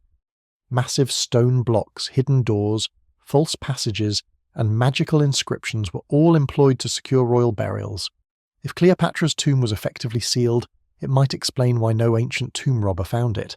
If the entrance was damaged or exposed by later construction, The tomb's contents might have been looted centuries ago, leaving only an empty chamber for modern archaeologists to find. The asp that supposedly killed Cleopatra has become one of the most famous symbols in history, reproduced in countless paintings and sculptures, a shorthand for the queen herself. But the asp raises questions that have never been satisfactorily answered, questions about what species of snake was involved, whether it could have killed Cleopatra in the manner described, and whether the traditional story is true at all. The word asp in ancient sources refers to the Egyptian cobra, Naja Haje, a large venomous snake native to North Africa. The Egyptian cobra was sacred in ancient Egypt, associated with royalty and divine power. The uraeus, the rearing cobra that adorned the crowns of pharaohs, represented the goddess Wadjet and symbolized the pharaoh's power over life and death. A cobra bite would thus be a royal death, appropriate for a queen who claimed divine status. The Egyptian cobra's venom is primarily neurotoxic, attacking the nervous system and causing paralysis and respiratory failure. Death from a cobra bite is possible, but typically takes several hours and involves considerable suffering. The ancient descriptions of Cleopatra's death suggest something more peaceful and rapid, a quiet slipping away that found her arranged beautifully on her couch with her attendants beside her. This description does not match the typical progression of cobra envenomation. Some researchers have proposed that Cleopatra used a different snake, perhaps a horned viper whose venom works faster, or that she combined snake venom with some other poison to accelerate the effects. Others have suggested that the snake story is entirely fictional, a dramatic narrative invented to explain a death that actually occurred by other means. Ancient poisons were well known and widely available, and Cleopatra reportedly had experimented with various toxins, testing them on condemned prisoners to observe their effects. The poison theory has its own problems. No poison known to antiquity would produce the clean, peaceful death that the sources describe without leaving some evidence of its use. The small puncture marks on Cleopatra's arm, mentioned by Plutarch, are more consistent with a snake bite than with poison ingestion. The snake story was told immediately after her death by witnesses who were in a position to know the truth. If Cleopatra died by poison, why would anyone invent a more complicated snake story?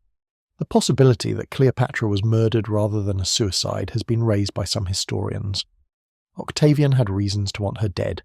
She was a potential source of trouble, a rallying point for Egyptian resistance, a figure who could never be entirely trusted. Her death solved his problem while allowing him to appear magnanimous. The suicide story, with its dramatic asp, might have been propaganda to cover an assassination. Against this theory is the lack of any ancient accusation of murder. Octavian had enemies who would have been happy to accuse him of killing Cleopatra, but none did so.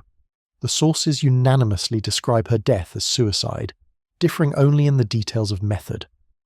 If Octavian had her murdered, and the snake story was a cover-up, the cover-up was remarkably successful, fooling every ancient writer who discussed the matter. The snake, whatever its species, has become inseparable from Cleopatra's image. It represents her choice to die on her own terms, her claim to divine status, her final act of defiance against the Romans who would have humiliated her. The ASP is a symbol of agency in the face of overwhelming power, of dignity maintained when all else was lost. Whether it corresponds to historical fact or is a beautiful myth matters less than what it represents. A queen who was not conquered, who escaped her captors in the only way remaining to her, who achieved in death a victory that life had denied her. The manner of Cleopatra's burial, if we ever find her tomb, might help resolve some of these questions. If she was buried with serpent imagery, with cobra amulets or depictions of the uraeus, it would support the traditional snake story. If she was buried without such imagery, it might suggest that the asp was a later addition to the narrative. The position and condition of her body might show evidence of how she died, though 2,000 years of decay would obscure most such evidence. The tomb could confirm the story or complicate it, adding new information to a debate that has continued since the day she died. The religious significance of Cleopatra's death and burial reflects the complex interweaving of Egyptian and Greek beliefs that characterized Ptolemaic culture. As pharaoh, Cleopatra was expected to join the gods after death, to undergo transformation and take her place among the divine. As a Greek-educated woman, she was also familiar with Greek concepts of the afterlife, the underworld ruled by Hades and Persephone, the Elysian fields where heroes dwelt in eternal happiness. her burial would have needed to satisfy both traditions. Egyptian religion offered an elaborate afterlife that required extensive preparation. The body had to be preserved through mummification so the ka, the spiritual double, would have a physical home. The biar, the personality, would need to journey through the underworld, passing tests and reciting spells that allowed it to proceed. Eventually the Bay and K would reunite, transforming the deceased into an Ak, a glorified spirit who could travel between the earthly and divine realms. The whole process required proper burial, proper rituals and proper equipment, all of which the tomb was designed to provide. The Isis mythology was particularly relevant to Cleopatra's burial. Isis had searched for the scattered pieces of her husband Osiris after his murder by Set, reassembling his body and magically reviving him long enough to conceive their son Horus. Osiris then became lord of the underworld, judging the dead and granting eternal life to those who were worthy. Isis became the archetype of the faithful wife and protective mother, powers that she extended to all who worshipped her. By identifying with Isis, Cleopatra claimed these powers for herself and expected to exercise them in the afterlife. The union of Cleopatra and Antony in death mirrored the union of Isis and Osiris in mythology. Just as Isis had reunited with Osiris in the underworld, Cleopatra would reunite with Antony, continuing their relationship through eternity. This mythological parallel would have been obvious to the Egyptians who conducted the burial, and they would have arranged the tomb to emphasize it. The two bodies together, equipped for their eternal journey, would reenact the divine union that Cleopatra had claimed to represent in life. Greek religion offered a different but not incompatible vision of the afterlife. The Greeks believed that the souls of the dead descended to Hades, a gloomy realm where most spirits existed as pale shadows of their former selves. Exceptional individuals, heroes and favourites of the gods, might be translated to the Elysian fields, where they enjoyed eternal happiness. Some Greek philosophers taught that the soul was immortal and would be reborn in new bodies, or that it would ascend to the stars after death. Cleopatra, educated in Greek philosophy, would have known these various doctrines. The Ptolemies had developed syncretic beliefs that combined Greek and Egyptian elements. The god Serapis, invented or promoted by the early Ptolemies, combined attributes of Osiris, Apis and Greek gods like Zeus and Hades. His cult offered a path to the afterlife that incorporated both traditions, appealing to Greeks and Egyptians alike. Cleopatra's burial might have reflected this syncretism, including elements from both cultures, designed to secure her eternal life by every available means. The role of priests in Cleopatra's burial would have been essential. Egyptian funerary rituals required specialized knowledge that only priests possessed. The spells for mummification, the prayers for the dead, the magical procedures that enabled the deceased to navigate the underworld, all these were priestly secrets passed down through generations. The priests would have conducted the burial according to traditions that were thousands of years old, modified as necessary to accommodate Cleopatra's unique status and circumstances. Whether the political chaos following the Roman conquest allowed proper rituals to be performed is uncertain. Octavian reportedly allowed Cleopatra to be buried with royal honours, which suggests that the traditional ceremonies were conducted. But the new Roman administration might not have understood or cared about the details of Egyptian funerary practice, and corners might have been cut that would have horrified earlier generations of priests. The tomb's contents, if found, might show whether full royal burial traditions were observed or whether the ceremonies were abbreviated under the circumstances.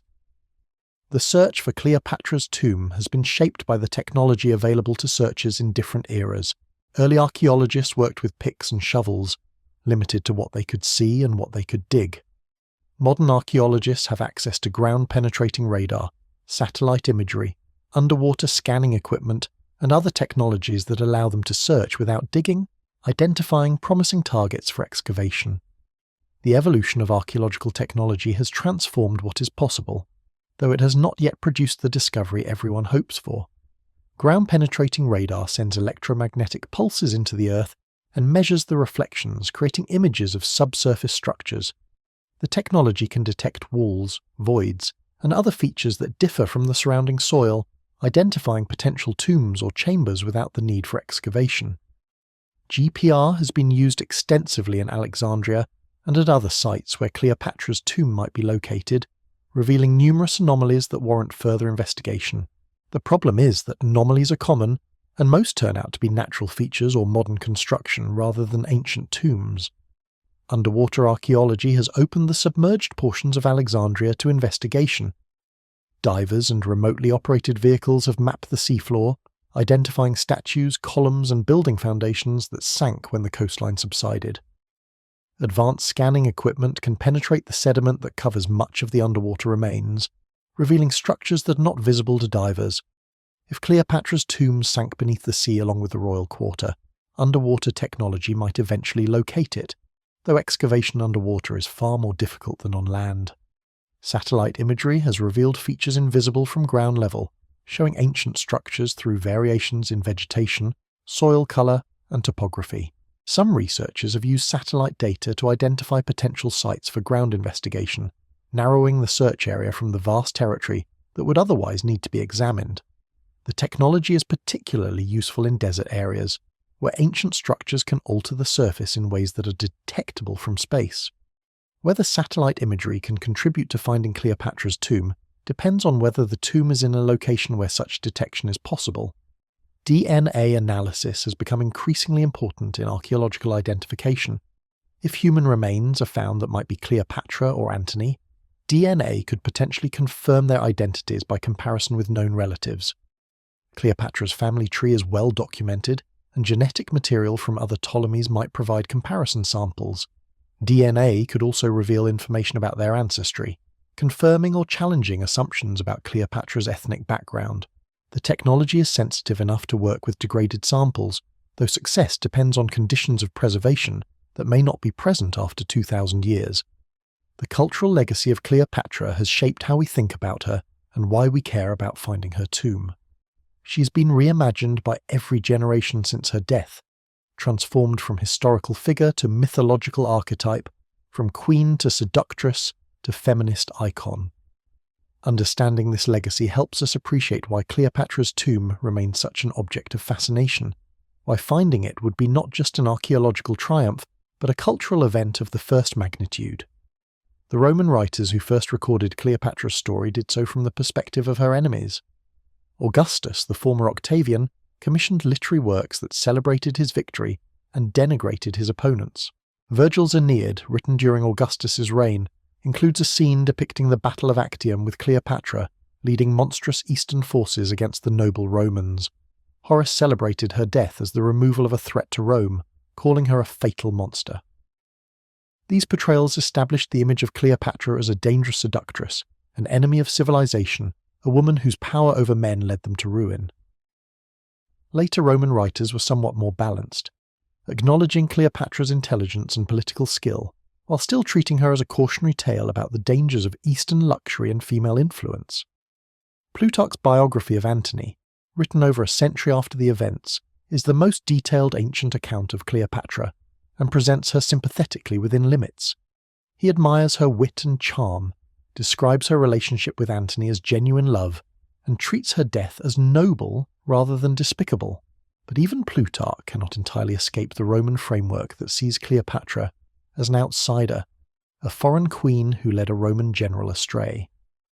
The medieval period largely forgot Cleopatra, as it forgot most of classical antiquity, preserving her story only in fragments and distortions. She appears occasionally in medieval literature as an example of tragic love or feminine wiles, but without the detailed engagement that classical and modern writers would bring to her story. The Renaissance rediscovered Cleopatra along with the rest of ancient history, reading the classical sources and finding in her a figure of enormous dramatic potential. Shakespeare's Antony and Cleopatra, written around 1606, established the version of the story that most English speakers know. Shakespeare drew on Plutarch, but transformed the narrative into a meditation on love, power, and mortality. His Cleopatra is magnificent and maddening, a queen who can be by turns imperial and playful, passionate and calculating. Her death scene, with its famous lines about the asp, is one of the great moments in English drama. Shakespeare's Cleopatra dominates the imagination in ways that historical accuracy cannot compete with. The Enlightenment brought new approaches to Cleopatra, treating her as a historical figure to be understood rather than a moral example, to be admired or condemned. Scholars began to study the ancient sources critically, distinguishing between reliable accounts and propaganda, reconstructing the political and economic context of her reign. This scholarly tradition continues today, producing biographies that attempt to see Cleopatra as she actually was rather than as later ages imagined her. But the scholarly Cleopatra has always coexisted with the romantic Cleopatra, and most people encounter the romantic version first. The 19th century brought Orientalism to the Cleopatra legend, emphasizing her exotic Eastern qualities, her supposed sensuality, her luxurious lifestyle. Painters created images of Cleopatra that combined historical detail with erotic fantasy, depicting her in various states of undress, surrounded by servants and treasures, embodying Western fantasies about the mysterious East. These images said more about Victorian attitudes towards sex and empire than about ancient Egypt, but they shaped how generations thought about Cleopatra. The 20th century brought film to the Cleopatra story, creating visual images that reached audiences far larger than any previous medium. The 1963 film starring Elizabeth Taylor became one of the most famous movies ever made, as much for its behind-the-scenes drama as for what appeared on screen. Taylor's Cleopatra was glamorous and powerful, a star playing a queen, reinforcing the association between Cleopatra and Hollywood royalty. Other actresses have played the role, but Taylor's version remains definitive for many viewers. The feminist movement reclaimed Cleopatra as a powerful woman in a man's world, a ruler who held her own against the most powerful men of her age. This interpretation emphasizes her political skills rather than her romantic relationships, seeing her alliances with Caesar and Antony as strategic decisions rather than affairs of the heart. Feminist scholars have pointed out how male historians have consistently reduced Cleopatra to her relationships with men, ignoring her accomplishments as a ruler and focusing on her supposed seductions. This corrective is valuable, though it risks replacing one distorted image with another. The racial identity of Cleopatra has become a subject of debate in recent decades. The Ptolemies were a Greek dynasty, and Cleopatra's father was certainly of Greek descent. Her mother's identity is uncertain, which has led some to speculate that Cleopatra might have had Egyptian ancestry, making her partially African in the modern sense. The debate has generated more heat than light, with partisans on various sides making claims that go beyond what the evidence can support. What we can say with certainty is that Cleopatra was culturally both Greek and Egyptian, embracing both identities in ways that make modern racial categories inadequate for describing her. The enduring fascination with Cleopatra reflects her position at the intersection of multiple powerful themes. She was a queen, the last of a dynasty, representing royal power and its loss. She was a lover, engaged in famous romances with two of the most powerful men in history. She was a mother, fighting for the future of her children. She was a woman in a world ruled by men, wielding power through means both conventional and unconventional. She was an Egyptian, or at least a ruler of Egypt, representing the oldest civilization known to the ancient world. She was a tragic figure, dying young by her own hand in circumstances that combined nobility and desperation. All of these themes resonate across the centuries, ensuring that Cleopatra remains relevant regardless of changing fashions. The discovery of Cleopatra's tomb would be front-page news around the world, one of the great archaeological finds of all time. The public interest would be enormous, dwarfing the attention given to most archaeological discoveries. Understanding why this is so helps explain the continued investment in searching for the tomb and the hopes that sustain searchers through years of fruitless effort. The comparison with Tutankhamun is instructive. When Howard Carter discovered Tutankhamun's tomb in 1922, it became one of the most famous archaeological finds in history, spawning a worldwide craze for Egyptian artifacts and design. The tomb contained spectacular treasures, including the famous golden death mask. But Tutankhamun himself was a relatively minor pharaoh, who died young and accomplished little of historical significance. The discovery was important not because of who Tutankhamun was, but because of what the tomb contained, and because it was found intact, with all its treasures in place. Cleopatra's tomb would combine the intact tomb appeal with the historical significance that Tutankhamun lacked. Cleopatra was one of the most famous women in history, her story known to billions of people who have never heard of Tutankhamun. The discovery of her remains would be a sensation that transcended archaeology, making news in entertainment and political circles, generating documentaries and movies and books without end.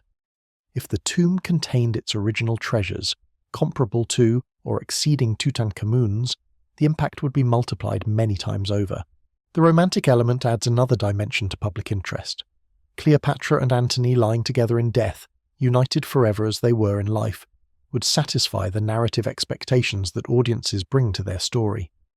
The love story that has been told for 2,000 years would finally have a conclusion, a physical reality that people could see and touch. The tomb would become a pilgrimage site for romantics, a symbol of love that death cannot defeat, a monument to passion that defied empires. The treasures in the tomb would generate their own fascination. Gold and jewels have an immediate appeal that transcends cultural boundaries. The thought of Ptolemaic craftsmanship preserved for 2 millennia, jewellery and vessels and furniture of exquisite beauty, would capture imaginations around the world. If documents were found, texts from the Library of Alexandria, or writings by Cleopatra herself, the scholarly excitement would be matched by public interest in what those documents might reveal about the ancient world. The national pride dimension should not be underestimated. For Egypt, the discovery of Cleopatra's tomb would be a source of enormous pride, a validation of Egyptian heritage and identity. The tomb would become a major tourist attraction, drawing visitors from around the world and generating substantial economic benefits. The Egyptian government would surely promote the discovery as evidence of Egypt's central place in world history, a reminder of the glories of the past that could inspire the present. International interest in the search has brought significant resources to Egyptian archaeology, though it has also created tensions over who controls and benefits from any discoveries.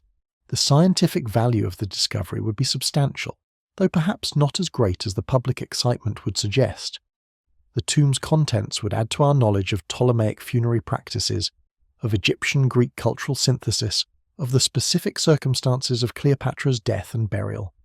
The bodies, if preserved, would be subjects of extensive analysis, yielding information about diet, disease, ancestry, and possibly the manner of death. Documents, if present, could transform our understanding of aspects of ancient history that are now poorly known. But the fundamental outline of Cleopatra's story is already known from ancient sources, and the tomb would add details rather than revolutionizing our understanding. The psychological significance of finding the tomb would go beyond its historical or scientific value. Cleopatra has been lost for 2,000 years, and finding her would satisfy a deep human need for closure, for completion, for answers to questions that have lingered across millennia. The search itself has become part of the story, and ending that search would bring a kind of resolution that few archaeological discoveries can offer. Whether the resolution would satisfy or disappoint depends on what is found, but either way, the mystery that has sustained interest for so long would finally be resolved. The desert that hides Cleopatra's tomb is a misleading phrase in some ways, since the tomb is more likely to be beneath the Mediterranean Sea or beneath the modern city of Alexandria than beneath the sands. But the phrase captures something true about the search, the sense of something precious buried and lost, protected by the earth itself, waiting for the one who will finally uncover it. The desert has hidden many tombs over the millennia, and Cleopatra's might yet be among them. The desert preserved the tombs of the pharaohs in the Valley of the Kings for over 3,000 years. The dry climate prevented decay, the sand covered the entrances, the remoteness of the location discouraged casual visitors. When Egyptologists began excavating in the 19th and 20th centuries, they found tombs that had been sealed since antiquity, their contents preserved in remarkable condition. The golden treasures of Tutankhamun had survived 30 centuries because the desert protected what humans had buried. But Alexandria is not in the desert. It sits on the Mediterranean coast, with high humidity, groundwater that can infiltrate underground chambers, and a climate that encourages decay rather than preservation. If Cleopatra's tomb is in or near Alexandria, it has been subject to very different conditions than the tombs in Upper Egypt. Organic materials like textiles, papyrus and wood may have rotted long ago even if the stone structure of the tomb survived. The treasures, if any remain, would be those that resist decay. Metals, ceramics, stone, and perhaps bones if they were protected from moisture. The site at Taposiris Magna, where Kathleen Martinez has been searching, offers somewhat better preservation conditions.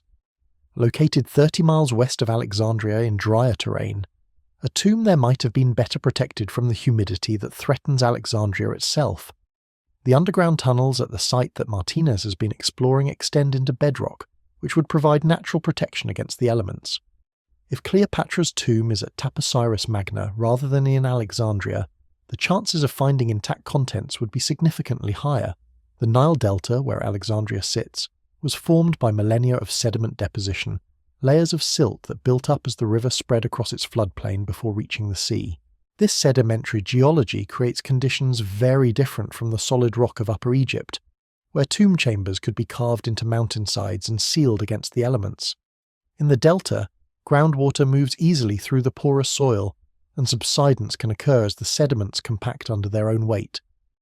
The sinking of ancient Alexandria was partly caused by this geological instability. The interface between land and sea in the Alexandria region has been particularly dynamic. Sea levels have risen since antiquity, submerging portions of the ancient coastline. Earthquakes have caused sudden subsidence, dropping entire districts below the waterline. Tsunamis have washed over coastal areas, depositing marine sediments on top of buildings and streets. These processes have scrambled the archaeological record, mixing ancient deposits with later material, carrying artifacts from their original locations, and destroying the context that archaeologists need to interpret what they find. The search for Cleopatra's tomb must contend with these geological realities. Any tomb that has survived 20 centuries in this environment has done so by chance, by the accidents of location and construction that protected it from the forces that destroyed so much else. The searchers are looking not just for a specific building, but for a building that happened to be situated and constructed in ways that allowed it to survive what most buildings did not. This element of luck makes the search both discouraging and hopeful. Discouraging because so much has been lost, hopeful because survival was possible and the tomb might be among the survivors. The climate of Egypt has been relatively stable over the past 2 millennia, but not entirely unchanging. The region has experienced periods of greater and lesser rainfall, variations in the flooding patterns of the Nile, and shifts in agricultural productivity. These climate variations would have affected the landscape around potential tomb sites, influencing erosion patterns, groundwater levels, and vegetation cover. Climate scientists have begun to incorporate ancient climate data into archaeological research, helping to predict where buried structures might survive and where they would likely have been destroyed. The modern environment around potential tomb sites adds its own challenges. Alexandria is a city of over 5 million people, with construction occurring constantly, with infrastructure running beneath the streets, with the pressure of daily life making archaeological excavation difficult and disruptive. Any excavation in the city requires permits, coordination with local authorities, consideration of the people who live and work in the area. The bureaucratic and social challenges can be as formidable as the physical ones. The night is growing long, and we have travelled together through more than 2,000 years of history, mystery, and searching. We have followed Cleopatra from her birth as a Ptolemaic princess through her rise to power as the last pharaoh of Egypt, through her famous romances with Caesar and Antony, through her final defeat and her chosen death. We have explored the tomb she built for herself, the treasures it might contain, the reasons it has never been found. We have considered the theories about its location, the technologies used to search for it, and the cultural significance of finding it. What have we learned? We have learned that Cleopatra was far more than the seductress of popular imagination. She was a brilliant ruler who held her kingdom together through 2 decades of turmoil, a linguist who spoke 9 languages, a mother who fought for her children's futures, a queen who chose death over humiliation. She was human in all the ways that matter, capable of love and fear, of ambition and despair, of wisdom and folly. Her story speaks to us across the millennia, because it addresses the fundamental questions of human existence: how to live, how to love, how to face death with courage when all else is lost. We have learned that the tomb Cleopatra built for herself was intended to be a statement for eternity, a monument that would preserve her memory and proclaim her divine status forever. She filled it with treasures worthy of a pharaoh, equipped it according to traditions thousands of years old, designed it to facilitate her journey to the afterlife where she would join Isis and Osiris among the gods. The irony is that by losing the tomb we have remembered her more vividly than any monument could have ensured. Cleopatra has become a legend precisely because she is mysterious, because we must imagine what we cannot see. We have learned that the search for Cleopatra's tomb faces formidable obstacles. The ancient city of Alexandria has been transformed beyond recognition by earthquakes, subsidence, religious destruction, and urban development. The tomb might be underwater, might be beneath modern buildings, might be in a location no one has yet considered, or might have been destroyed entirely. The searchers work with incomplete information, uncertain theories, and the constant possibility that what they seek no longer exists to be found. We have learned that the search continues despite these obstacles, driven by the hope that somewhere beneath the earth or the sea, Cleopatra waits to be found. Archaeologists continue to excavate in Alexandria and at sites like Taposiris Magna, using technologies that become more sophisticated with each passing year. Each season brings new discoveries, new theories, new reasons to hope that the next expedition might finally succeed. The search has become self-sustaining, drawing resources and attention that ensure it will continue as long as the mystery remains unsolved. And we have learned that finding Cleopatra's tomb would be one of the great events of our time, a discovery that would capture the world's attention and transform our understanding of the ancient world. The combination of historical significance, romantic appeal, and potential treasure makes Cleopatra's tomb uniquely compelling, a prize that surpasses almost any other in archaeology. The discovery would bring closure to a mystery that has endured for 2,000 years, finally revealing what happened to the last pharaoh of Egypt and the lover who died beside her. Tonight, as you drift towards sleep, let the mystery of Cleopatra settle into your dreams. Imagine the queen in her final days, trapped in Alexandria, watching her world collapse around her, preparing for the death she has chosen. Imagine her arranging herself on her couch, her attendants beside her, the asp or the poison ready to hand. Imagine her last breath, her transition from queen to goddess, her entry into the eternal realm where Isis and Osiris awaited her. Imagine the tomb where she was laid to rest, filled with gold and silver and precious stones, sealed against the centuries, waiting in darkness for the one who would finally find her. That tomb is still out there, somewhere. Beneath the streets of Alexandria, beneath the waters of the Mediterranean, beneath the sands west of the city. Somewhere Cleopatra lies with Antony beside her, their love story frozen in time, their treasure preserved against all odds. Or perhaps the tomb was destroyed long ago, its contents scattered, its location lost forever, leaving nothing but the legend that has outlasted any monument of stone. We cannot know which possibility is true. The mystery endures because the answer eludes us, and perhaps that is fitting for Cleopatra, who was always more than any single image could capture, who has been reimagined by every generation, who belongs to the realm of mythology as much as history. She chose to become Isis, goddess of mystery, of magic, of things hidden and revealed. In death as in life, she remains what she chose to be. Thank you for joining me on this journey through the life and mystery of the last pharaoh of Egypt. If you enjoyed this exploration, please subscribe so you don't miss the next voyage into forgotten history. If you have thoughts about Cleopatra, about where her tomb might be, about what might be found if it is ever discovered, leave a comment.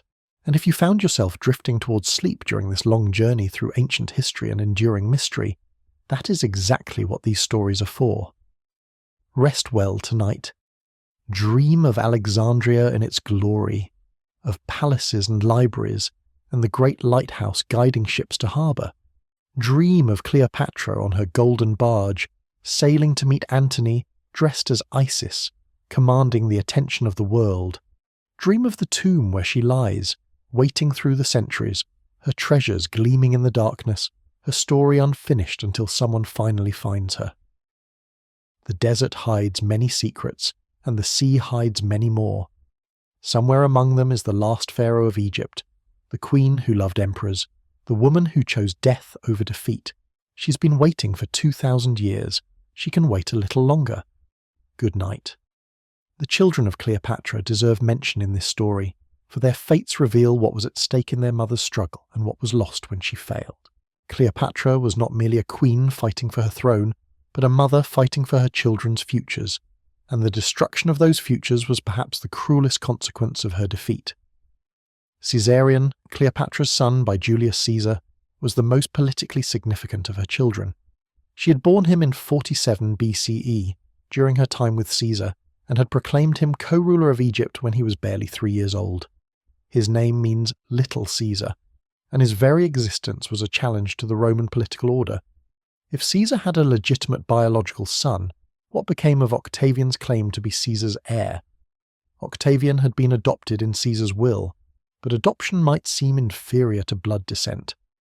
Caesarion was a living argument against Octavian's legitimacy, and for that reason he could not be allowed to live. After Cleopatra's death, Octavian had Caesarion hunted down and executed. The boy was about 17 years old. According to one account, Cleopatra had tried to send him to safety in India with treasure to fund his exile, but he was persuaded to return by false promises and was killed shortly after. Another account says he never left Egypt, hiding in the countryside until he was betrayed. Either way, the last potential heir of both Caesar and Cleopatra was eliminated, ensuring that Octavian would face no challenge from that quarter. The children Cleopatra had with Mark Antony were treated more gently, perhaps because they posed no threat to Octavian's legitimacy. The twins, Alexander Helios and Cleopatra Selene, had been born in 40 BCE. A third child, Ptolemy Philadelphus, was born in 36 BCE. All three were taken to Rome after their parents' deaths and were raised in the household of Octavia, Antony's Roman wife whom he had abandoned for Cleopatra. The irony of Cleopatra's children being raised by her rival must have been intentional on Octavian's part, a final humiliation for his defeated enemies. Of these children, only Cleopatra Selene is known to have survived to adulthood. She was married to Juba II, a client king of Rome who ruled Mauritania in what is now Morocco and Algeria. She had children of her own, though their line seems to have died out within a few generations. The boys, Alexander Helios and Ptolemy Philadelphus, disappear from the historical record and presumably died young, possibly from disease, possibly from some less natural cause. The dynasty of the Ptolemies, which had ruled Egypt for nearly 3 centuries, thus came to an end not with Cleopatra, but with the execution and early deaths of her children. The bloodline that traced back through Macedonian generals to Alexander the Great himself was extinguished. Leaving only the legends that would grow over the centuries, Egypt became a Roman province, ruled by prefects appointed from Rome, its grain feeding the Roman masses, its ancient religion gradually giving way to Christianity, and later to Islam. The world that Cleopatra had known and ruled was gone within a generation of her death. The monuments that Cleopatra built during her lifetime give some indication of what her tomb might have looked like, though none of these monuments has survived intact. She was a prolific builder, continuing the Ptolemaic tradition of patronizing Egyptian temples while also maintaining Greek cultural institutions.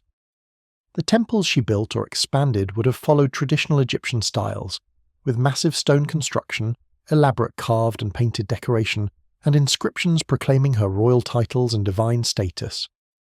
The Temple of Hathor at Dendera is the best preserved monument associated with Cleopatra. The rear wall of the temple bears a famous relief showing Cleopatra with her son Caesarion, both depicted in traditional Egyptian style making offerings to the gods. This relief gives us one of the few images of Cleopatra that was made during her lifetime and under her supervision. She appears in full pharaonic regalia, wearing the crowns and symbols of Egyptian kingship, indistinguishable in style from images of pharaohs made 2,000 years earlier. The temple at Dendera was begun by earlier Ptolemies and completed after Cleopatra's death, but she clearly played a role in its construction and decoration. The association with Hathor, a goddess connected to Isis and to feminine power, fit her self-presentation as the living Isis. If her tomb followed similar stylistic principles, it would have been a thoroughly Egyptian monument, decorated with hieroglyphic inscriptions and images of gods, designed according to traditions that had been refined over millennia. The Caesareum, a temple Cleopatra built in Alexandria to honour Julius Caesar, was one of the most magnificent buildings in the city. Ancient sources describe it as a structure of exceptional beauty, filled with artwork, fronted by 2 obelisks that now stand in London and New York, known as Cleopatra's Needles. The temple was later converted to a Christian church and eventually destroyed, but its description suggests the scale and ambition of Cleopatra's building projects. Her tomb would presumably have been equally impressive, a structure designed to stand for eternity, to proclaim her greatness to all who saw it. The construction techniques available to Cleopatra's builders were sophisticated, drawing on both Egyptian and Greek traditions. Egyptian builders had thousands of years of experience working with stone, cutting massive blocks, carving intricate decorations, creating structures that have survived to the present day. Greek builders contributed their own techniques, including the use of concrete and the development of architectural forms like the dome and the arch. A Ptolemaic tomb might have combined these traditions, using Egyptian-style stone construction for the exterior while incorporating Greek innovations in the interior chambers. The workmanship that went into royal tombs was of the highest quality available.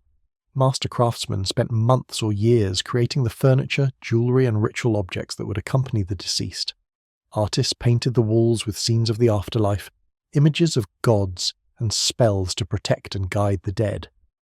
Scribes prepared the sacred texts that the deceased would need in the underworld. Musicians, priests and mourners performed elaborate ceremonies that could last for weeks. A royal burial was a major undertaking that involved hundreds of people and substantial resources. Cleopatra, planning her own burial in advance, would have had the finest craftsmen working on her tomb's contents for years before her death. The future of the search for Cleopatra's tomb depends on many factors: continued funding, new technologies, access to potential sites, and perhaps simple luck.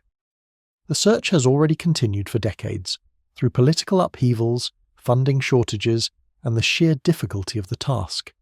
Whether it will continue for decades more, or whether a discovery will bring the search to its long-awaited conclusion, no one can say. The excavations at Taposiris Magna under Kathleen Martinez represent the most sustained current effort to find Cleopatra's tomb.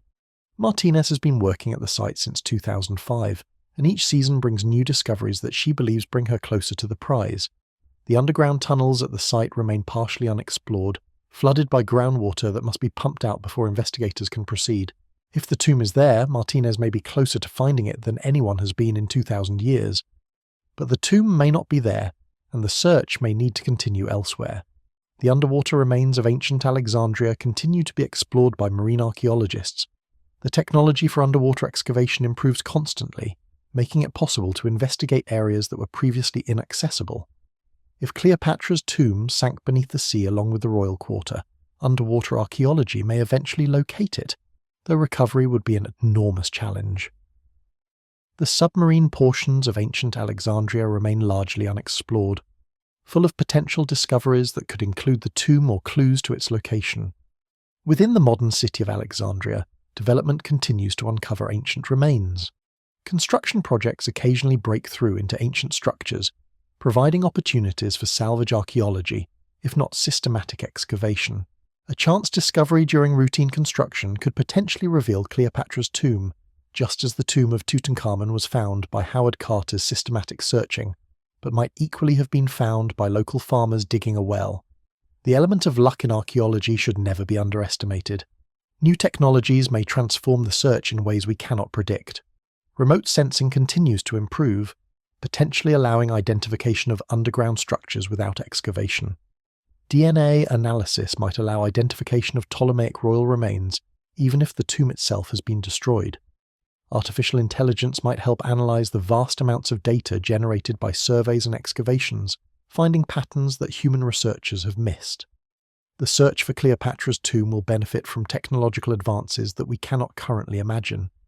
The political and economic context of the search matters as well. Egypt's government supports archaeological research that brings international attention and tourist revenue. But priorities can change with changing administrations. Funding for archaeology is always uncertain, dependent on donors and institutions whose interests may shift. The relationships between Egyptian authorities and foreign archaeologists can be complicated by issues of national pride, ownership of artifacts, and the legacy of colonialism. These factors influence what research can be done and where. The personal dedication of individual archaeologists drives the search forward. Kathleen Martinez has devoted decades of her life to finding Cleopatra's tomb, convinced that she knows where to look, determined to continue until she either finds it or exhausts every possibility. Such dedication is essential for long-term archaeological projects, which often require years or decades of sustained effort before producing results. Whether Martinez or someone else eventually finds the tomb, the discovery will be the culmination of a personal quest as much as a scientific achievement. The night has grown very late, and the story of Cleopatra has carried us far from where we began. We started with a young queen fighting for her throne, and travelled through love and war, through triumph and disaster, through death and the long silence that followed. We have sought her tomb across centuries of searching, through technologies ancient and modern, through theories confident and uncertain, and we end where all searches end, with the mystery still unsolved, the tomb still hidden, the queen still waiting somewhere in the darkness. Perhaps she will be found tomorrow, or next year, or a generation from now. Perhaps she will never be found, her tomb destroyed or lost beyond any hope of recovery. Perhaps the search itself is the point, the endless human striving to recover what has been lost, to connect with those who came before us, to find meaning in the passage of time. Cleopatra has been waiting for 2,000 years. In a sense, we have been waiting with her, generation after generation, keeping her memory alive, imagining her tomb, hoping that someday the mystery will be solved. The desert that hides her, whether of sand or water or urban development, has kept it secret this long. It may keep it forever, or it may yield tomorrow to the archaeologist who digs in the right spot. The uncertainty is part of the story, the not knowing that makes the search worthwhile, the possibility that drives us forward into the unknown. Rest now, and dream of the last pharaoh of Egypt. Dream of her tomb filled with treasure, gleaming in the darkness beneath the desert sands. Dream of the moment when the seal is broken, when light falls for the first time in 2 millennia on the face of the queen, when the mystery that has endured since Rome was young is finally, at last, resolved. That moment may come, or may not. But the dream of it sustains us, as dreams always have, as they always will. Good night. The Alexandria that Cleopatra knew was a city of wonders that the modern world can scarcely imagine. To understand why her tomb has proven so difficult to find, we must understand what has been lost, the scale of destruction that transformed one of the greatest cities of antiquity into the modern metropolis that covers its remains. The Library of Alexandria, the most famous institution of the ancient world, held perhaps 700,000 scrolls containing the accumulated knowledge of civilizations, works of literature, philosophy, science, and history that we know only by their titles were once available to any scholar who came to Alexandria to study. The library was gradually destroyed over centuries through fire, neglect, and deliberate destruction, until nothing remained but the memory of what had been lost. We will never recover what was in that library, never read the lost plays of Sophocles or the complete works of Aristotle or the histories of forgotten civilizations. The loss is incalculable, a wound in human knowledge that can never be healed. The Pharos lighthouse, one of the 7 wonders of the ancient world, guided ships into Alexandria's harbours for over 1,000 years before earthquakes brought it down. Standing over 300 feet tall, it was one of the tallest structures in the ancient world, visible from miles out at sea, its fire and mirrors creating a beacon that mariners trusted with their lives. The lighthouse was a symbol of Alexandria's greatness, a declaration that this city led the world in engineering and ambition. When it fell, sometime around the 14th century CE, that symbol fell with it, leaving only ruins that were eventually incorporated into a medieval fortress. The Museion, the Temple of the Muses that functioned as the world's first research university, supported scholars who made discoveries that shaped civilization.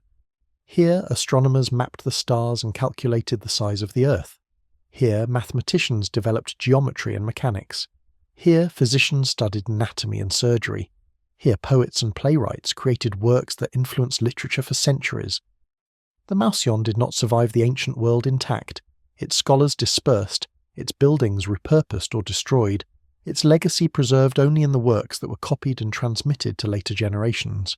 The palaces of the Ptolemies, where Cleopatra grew up and ruled, were famed for their luxury and splendour. Visitors described halls of columned marble, floors of precious mosaics, gardens filled with exotic plants and animals, treasuries bursting with the accumulated wealth of centuries. These palaces are gone now, sunk beneath the harbour, or buried beneath the modern city, their marble presumably quarried for other buildings, their treasures looted or lost. We can read ancient descriptions of their magnificence, but we cannot see what the ancients saw. The temples of Alexandria served gods both Egyptian and Greek, structures that ranged from the massive Serapeum to smaller shrines scattered throughout the city.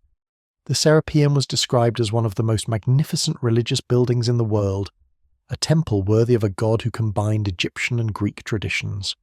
Christians destroyed it in 391 CE, along with whatever remained of the library's collection that was housed there.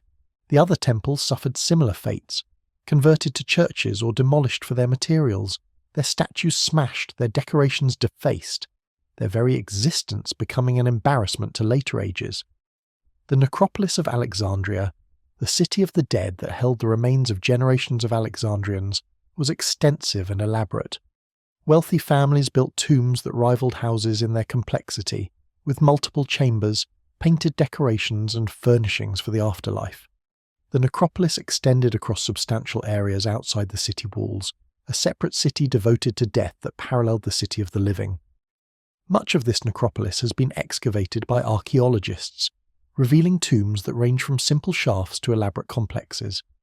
But much remains unexplored, and the royal tombs, including those of the Ptolemies and Cleopatra, have not been found. All of this was Alexandria, a city that for 3 centuries was the centre of the civilized world, the greatest metropolis humanity had ever built.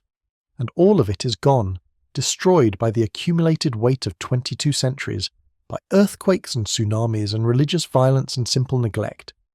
What remains lies beneath the modern city or beneath the sea, fragmentary and scattered, challenging archaeologists to reconstruct what was lost from the pieces that survive.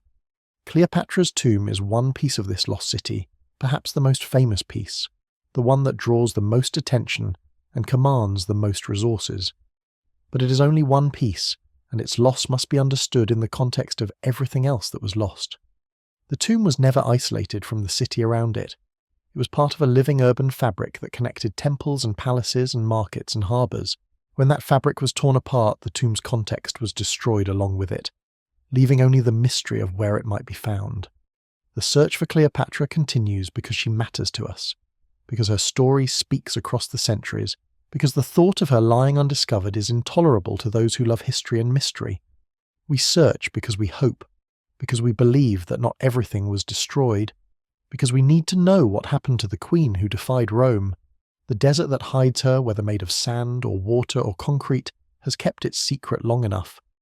Perhaps our generation will be the one that finally breaks through, that finally brings Cleopatra home from her long exile in obscurity. Perhaps the moment of discovery is closer than we know, or perhaps the search will continue for generations more, sustained by the same hope that has sustained it since antiquity. Either way, the search itself has value, keeping memory alive, connecting us to the past, reminding us that history is not closed but continues to unfold as we discover what was lost. Cleopatra is out there, somewhere. The last pharaoh of Egypt, the lover of Caesar and Antony, the queen who chose death over surrender. She built her tomb to last forever, and perhaps it has. Perhaps it waits even now for the moment when the seal is broken, and light falls once more on the treasures of a vanished world. That possibility sustains us, as it has sustained searchers for 2,000 years. The mystery endures, the search continues, and somewhere in the darkness, Cleopatra waits. Thank you for spending this night with me, exploring one of history's greatest mysteries. If you enjoyed this journey through ancient Egypt and the enduring mystery of its last queen, please subscribe so you don't miss the next voyage into forgotten history. If you have thoughts about Cleopatra, about where her tomb might lie, about what treasures might await discovery, leave a comment and share your theories. I love hearing from listeners around the world, each bringing their own perspective to these ancient mysteries, and if you found yourself drifting towards sleep during this long exploration of history and legend, that is exactly what these stories are for. The sands of Egypt have covered many secrets over the millennia. Some have been revealed by the patient work of archaeologists. Others remain hidden, waiting for the moment when the right person digs in the right place. Cleopatra's tomb is among the greatest of these hidden secrets, a prize that has eluded every searcher for 2,000 years. But absence of discovery is not proof of absence. The tomb may yet be found, its treasures revealed, its mysteries solved. Until that day comes, the search continues, sustained by hope and curiosity and the human need to understand our past. The desert keeps its secrets, but it does not keep them forever. Rest well tonight, and dream of ancient Egypt in all its glory. Dream of Alexandria with its library and lighthouse, its palaces and temples, its queen who ruled and loved and died. Dream of the tomb waiting somewhere in the darkness, patient and silent, its golden treasures gleaming in the eternal night. And dream of the morning when it will finally be found, when light will fall once more on the face of the last pharaoh, when the mystery that has endured since Rome was young will at last be solved. That morning may come tomorrow, or it may come generations hence, but come it will, for the search never ends and the dream never dies. Good night.